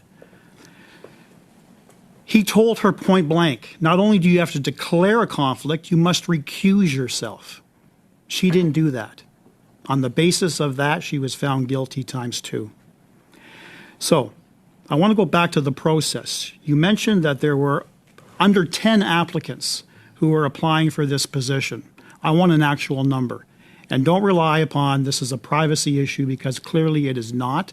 I'm not asking for names. I'm asking for a finite number. How many people applied for the position of chair at SDTC? Mr. Chair, as I've mentioned, there were close to 100 individuals who had applied for the chair position back in 2018. You told me less than 10. I was responding, Mr. Chair, I was responding to Mr. Cooper's question about the number on the advice letter that I went see. forward, that was less Okay, than 10. well, let's go back. Over 100 applications? Mr. Chair, I would clarify there were close to 100. Close to applications. 100. Of that 100, you vetted that down to under 10. Is that correct? That's correct, Mr. Chair. Okay. What was the number under 10? Mr. Chair, as I've mentioned, out of respect for privacy and That's personal not good enough, information- Mr. Chair. I'll remind you, ma'am, of the supremacy of Parliament and the supremacy of this committee. The issue of privacy does not apply. I'm not asking for names.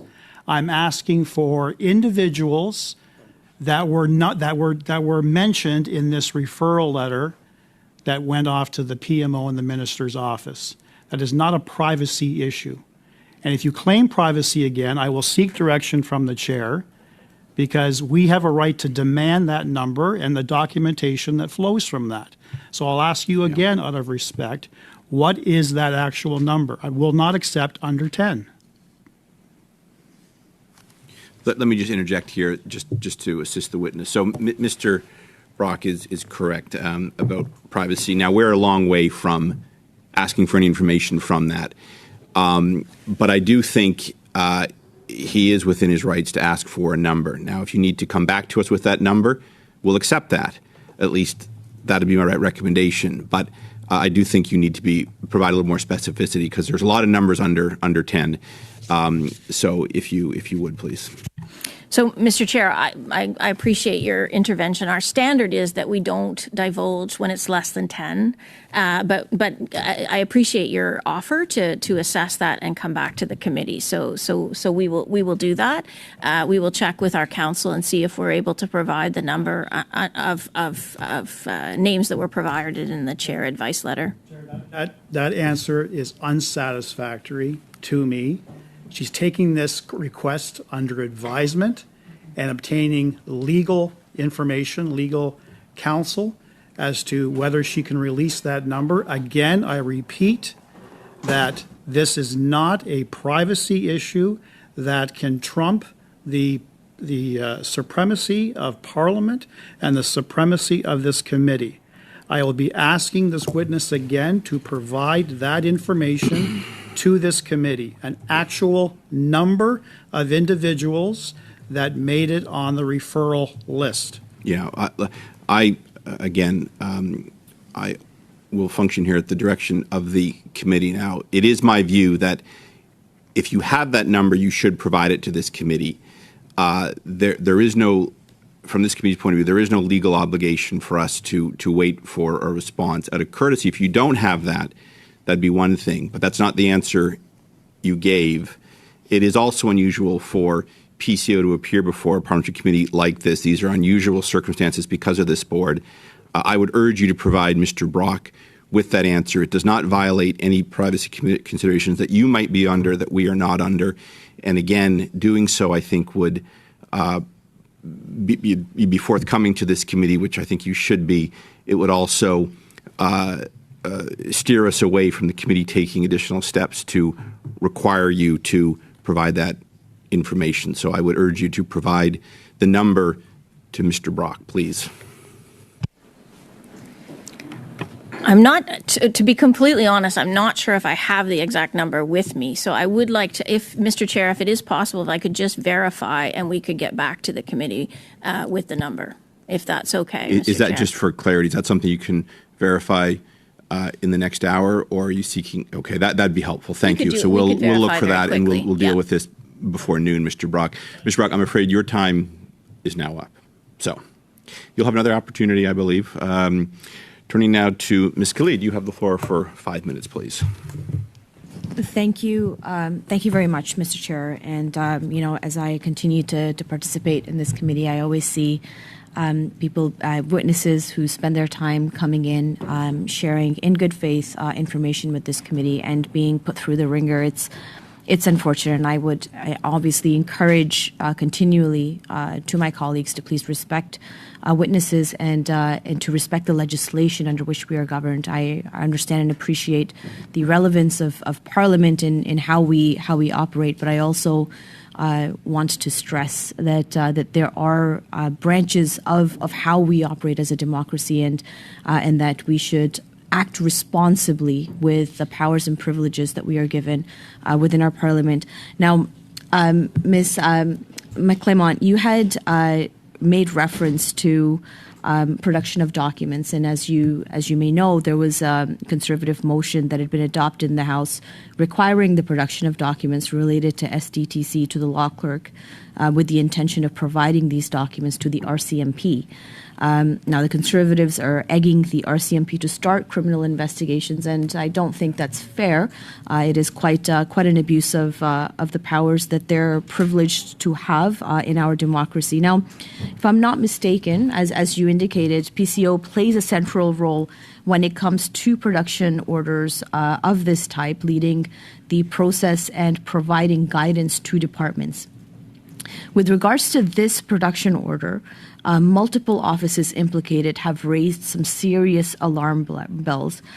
Earlier this summer, the find it RCMP outrageous, to be commissioner perfectly raised the honest with you. alarm, I'm just saying being that there were real. So risks that this evidently motion you guys stand compromised for a lot of its things. There's the criminal justice stuff, there's the freedom of speech stuff, which is all great. But I think the core of the Conservative Party is the economic policies. So I've got two questions for you guys. First, looking at your platforms, a common theme is reducing the role of government and increasing the role of for-profit organizations. Profit can only be increased relative to revenue by either paying workers less or charging customers more. As workers and customers, why should we vote for people giving more money and power to for-profit organizations, the same billionaires and mega corporations price gouging our rent and groceries? It's common sense not to trust the federal government, but why not instead subsidize not-for-profits or municipal-level government programs? Second question, less important than the first question. Another common theme in your platforms is the culture war, fighting against woke and DEI. The rising cost of living shows that the real divide in Canada is between people charging prices and the people paying prices. In the light of these serious economic problems, why are you keeping people divided for gender identity and skin color? So I'm going to answer your second question first, because I find it outrageous, to be perfectly honest with you. I'm just being real. The people promoting DEI are the ones dividing us based on skin color, and the people who want opportunity distributed fairly and public services distributed fairly, regardless of what you look like or where you come from, those are the people seeking to bring us together. I would ask you very humbly, since you seem to have a problem with big corporations, why do you think Rogers and Bell advertise their DEI policies while charging Canadian consumers some of the highest cell phone bills in the entire world?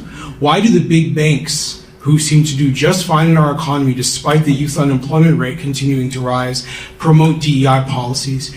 Do you believe it's because they have a genuine interest in making things fair or easier for the average Canadian consumer? Or is it because it's a way to virtue signal and make it look like they care about the average person when they're really actually putting forward policies and a way of doing business that makes life harder and harder for the average person? So I would say with great confidence, that in pushing back against DEI, we are actually increasing the likelihood that all people are treated fairly, that people can come together, and that we might hold those powerful corporations you're concerned about accountable for what they're actually putting people through, which is a cost of living crisis. And we have been the party to push back against oligopolies more than anyone else in Ottawa, whether it's through groceries, banking, telecommunications. We believe the average Canadian consumer deserves more choice and that we will benefit from more competition. And that's what you get when you emphasize the role of the private sector in our economy. It's not about giving money away to big business. It's about saying no one small collection of businesses deserve to control the industries that we all depend on in order to function and survive in this society. So that's the answer to your second question.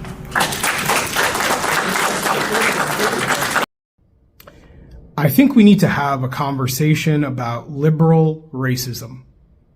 I was thinking about this over the weekend because we had this awesome event in Bowmanville called Apple Fest, and it's a great time. You know, people coming together, they're eating apple fritters and apple muffins. And while that's going on, I got confronted by one of the local hardcore liberal partisans You know, when I say that, I don't mean somebody who just votes for the Liberal Party. No, I mean like one of those like hardcore dudes who was with Justin Trudeau until the very end, you know? So he comes up to me and like wants to start this argument about DEI. And so I'm like, cool, like let's have a conversation. But instead of it just being a conversation, he really just wanted to like prove he was smarter than me, you know, and like make me feel bad, like drag me down, right? Like tell me that I don't understand and that, you know, make me feel like I'm very uneducated compared to him. And while that's going on, there's another hardcore Liberal partisan in the area running around attacking my intellect, you know, like he's so much smarter than I am. And this has been like months of this kind of vibe from these like hardcore liberals, you know, like they're ran a whole campaign in our community trying to convince people in our area that I'm incapable of having independent thoughts, that I can't have my own beliefs, but rather I'm somehow less than them, that they know more than me and I can never be equal to them. And it's like kind of disturbing, to be honest. Like it's been like months of this and it's starting to feel like phrenology type stuff, you know, like Leonardo DiCaprio and Django Unchained. Like these guys want to bring out some 19th century instrument to measure the size of my skull. It's weird, right? And these guys should know better than to have this way of treating people. You know, one of them is a counselor in Clarington, another one a former school principal, and yet they feel so entitled to like talk down and like demean people, right? Who think differently than them. Like they think they know how a member of a minority community should feel. And if you don't say what they think, then somehow they feel like they can police you and tell you what you're supposed to think. It's odd stuff. And you kind of mix that with the fact that these guys are like enthusiastic supporters of DEI. Oh, they can't get enough of DEI. And it makes you wonder, like, why are they so keen to advance policies that assume the inferiority of others?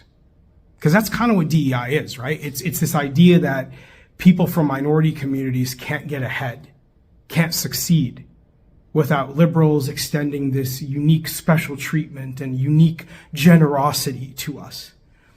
I find it disrespectful. Disrespectful to me, disrespectful to people who look like my father, my family, you know, some of my neighbors, some of the people I go to church with.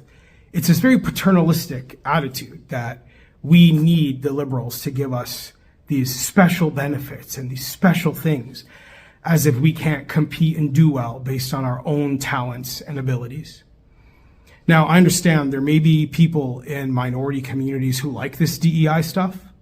There may be people in minority communities who like these liberal policies, but there are a lot of us who don't, and I'm one of them. I don't like it. I don't like feeling like other people get to look down on me and extend pity to me as if I'm less capable than they are. I don't like that. Mayday, Mayday, this is a public service announcement that you deserve better.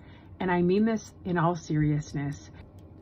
You don't have to accept mediocrity, and you certainly don't have to expect rock bottom. And that's exactly what the recent Auditor General report tells us about CRA, Canada's Revenue Agency. Have you ever phoned them? Have you ever noticed customer service just isn't that good? It's not just not good, it's terrible. So here's a few of the points from the Auditor General report. So the report says 18% of callers were able to reach a CRA agent. 18%. Wow, that's wonderful. Their target was 65%. It wasn't even 100%. It was 65%, but 18% got there. So yay them. The average wait time, if you were one of the 18%, over a half an hour, which is double from last year. And hey, if you're lucky, you didn't get disconnected, right? 7.6 million calls were disconnected before callers were able to reach an agent who was about to give them wrong advice. Non-specific questions about benefits, including eligibility, were wrong 44% of the time. Meanwhile, the CRA's automated chatbot this way, really quick. We're really efficient with this. It is German after all, so we get really efficient with this. All right. It looks like their instructions have been given. Mr. Prime Minister, are you ready? I'm Vladdy Guerrero Jr. Oh, he says he's Vladdy Guerrero Jr. He is about to spank that spigot out of the park, ladies and gentlemen. So that means we gotta get super loud for him. Here we go. 1, 2, 3, spank that spigot! And joining me now is Larry Brock. He is the conservative justice critic. Larry Brock, welcome to the show. Good to see you, sir. Thank you, David. Thanks for having me. Part of what the Prime Minister outlined today, reverse onus bail conditions for more violent crimes, allowing consecutive sentences to be imposed by judges. Policies your party has been pushing for a while. Do these measures, as outlined by the Liberals, get the job done, in your view? They do not. These are half-baked measures, David. I've often said this at town halls right across this country. The Carney Liberal government could actually reverse every single offense in the criminal code, and we would still be in the same situation we are right now, where crime and chaos rules our streets, where families are just terrified. We have a situation where the principle of restraint, Bill C-75, is what is actually preventing communities from feeling safe, holding offenders responsible, and removing those violent repeat offenders off our streets. Until such time as the Carney Liberal government repeals the principle of restraint under Section 493.1 of the Criminal Code, this particular bill, whatever it is going to be called, is not going to make one iota of a difference.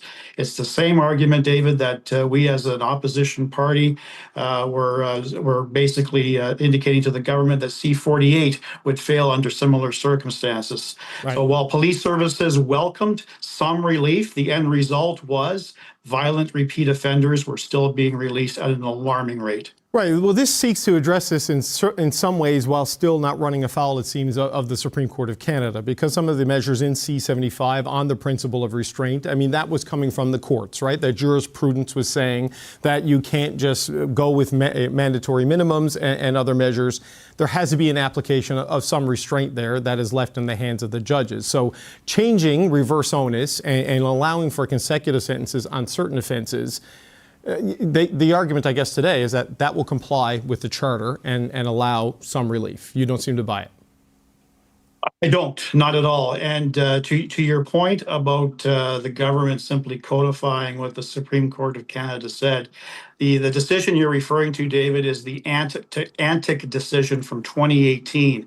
And in that particular decision, it was a reminder for all justice participants that the charter applies to those who are applying for bail. We always knew that there was a presumption of innocence until proven guilty and the right to reasonable bail. But reasonable bail does not mean absolute bail. And the Supreme Court of Canada did not dictate to any federal government to make any substantive changes to the criminal code. Justin Trudeau and his Liberal government did that through the passage of Bill C-75, which is now really the law when it comes to bail applications that are heard every day, multiple times per day in this country, that every judge shall release the accused at the earliest opportunity on the least restrictive conditions. Mm-hmm. Again, this announcement by Carney today makes no reference to his intention at all of repealing that principle of restraint. Well, so hi everyone, good morning. What a great day for Canada. What? It's time for a change in this country, my friends. A real change. Elbows out. Elbows up. Had no interest in playing the puck, and he leaned into... Look, I don't think one needs to respond to every comment. Look, Stephanie, I comply with the rules. Conflicts of interest What possible conflict would you have, Stephanie? Stephanie, I'm complying with the rules. I'm complying with the rules in advance. Point final. It's very difficult to believe. Look inside yourself, Rosemary. I mean, you start from a prior of conflict and ill will. WTF. Here, here.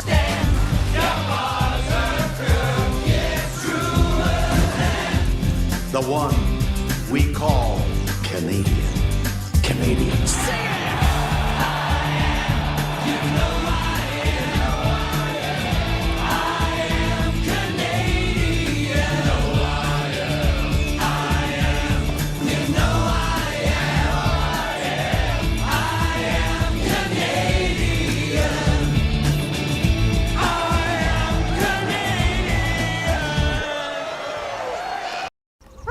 Canadian federal politics, the Canucks are represented by two separate yet unequal groups: the globalists who sold out and the opposition trying to salvage a country.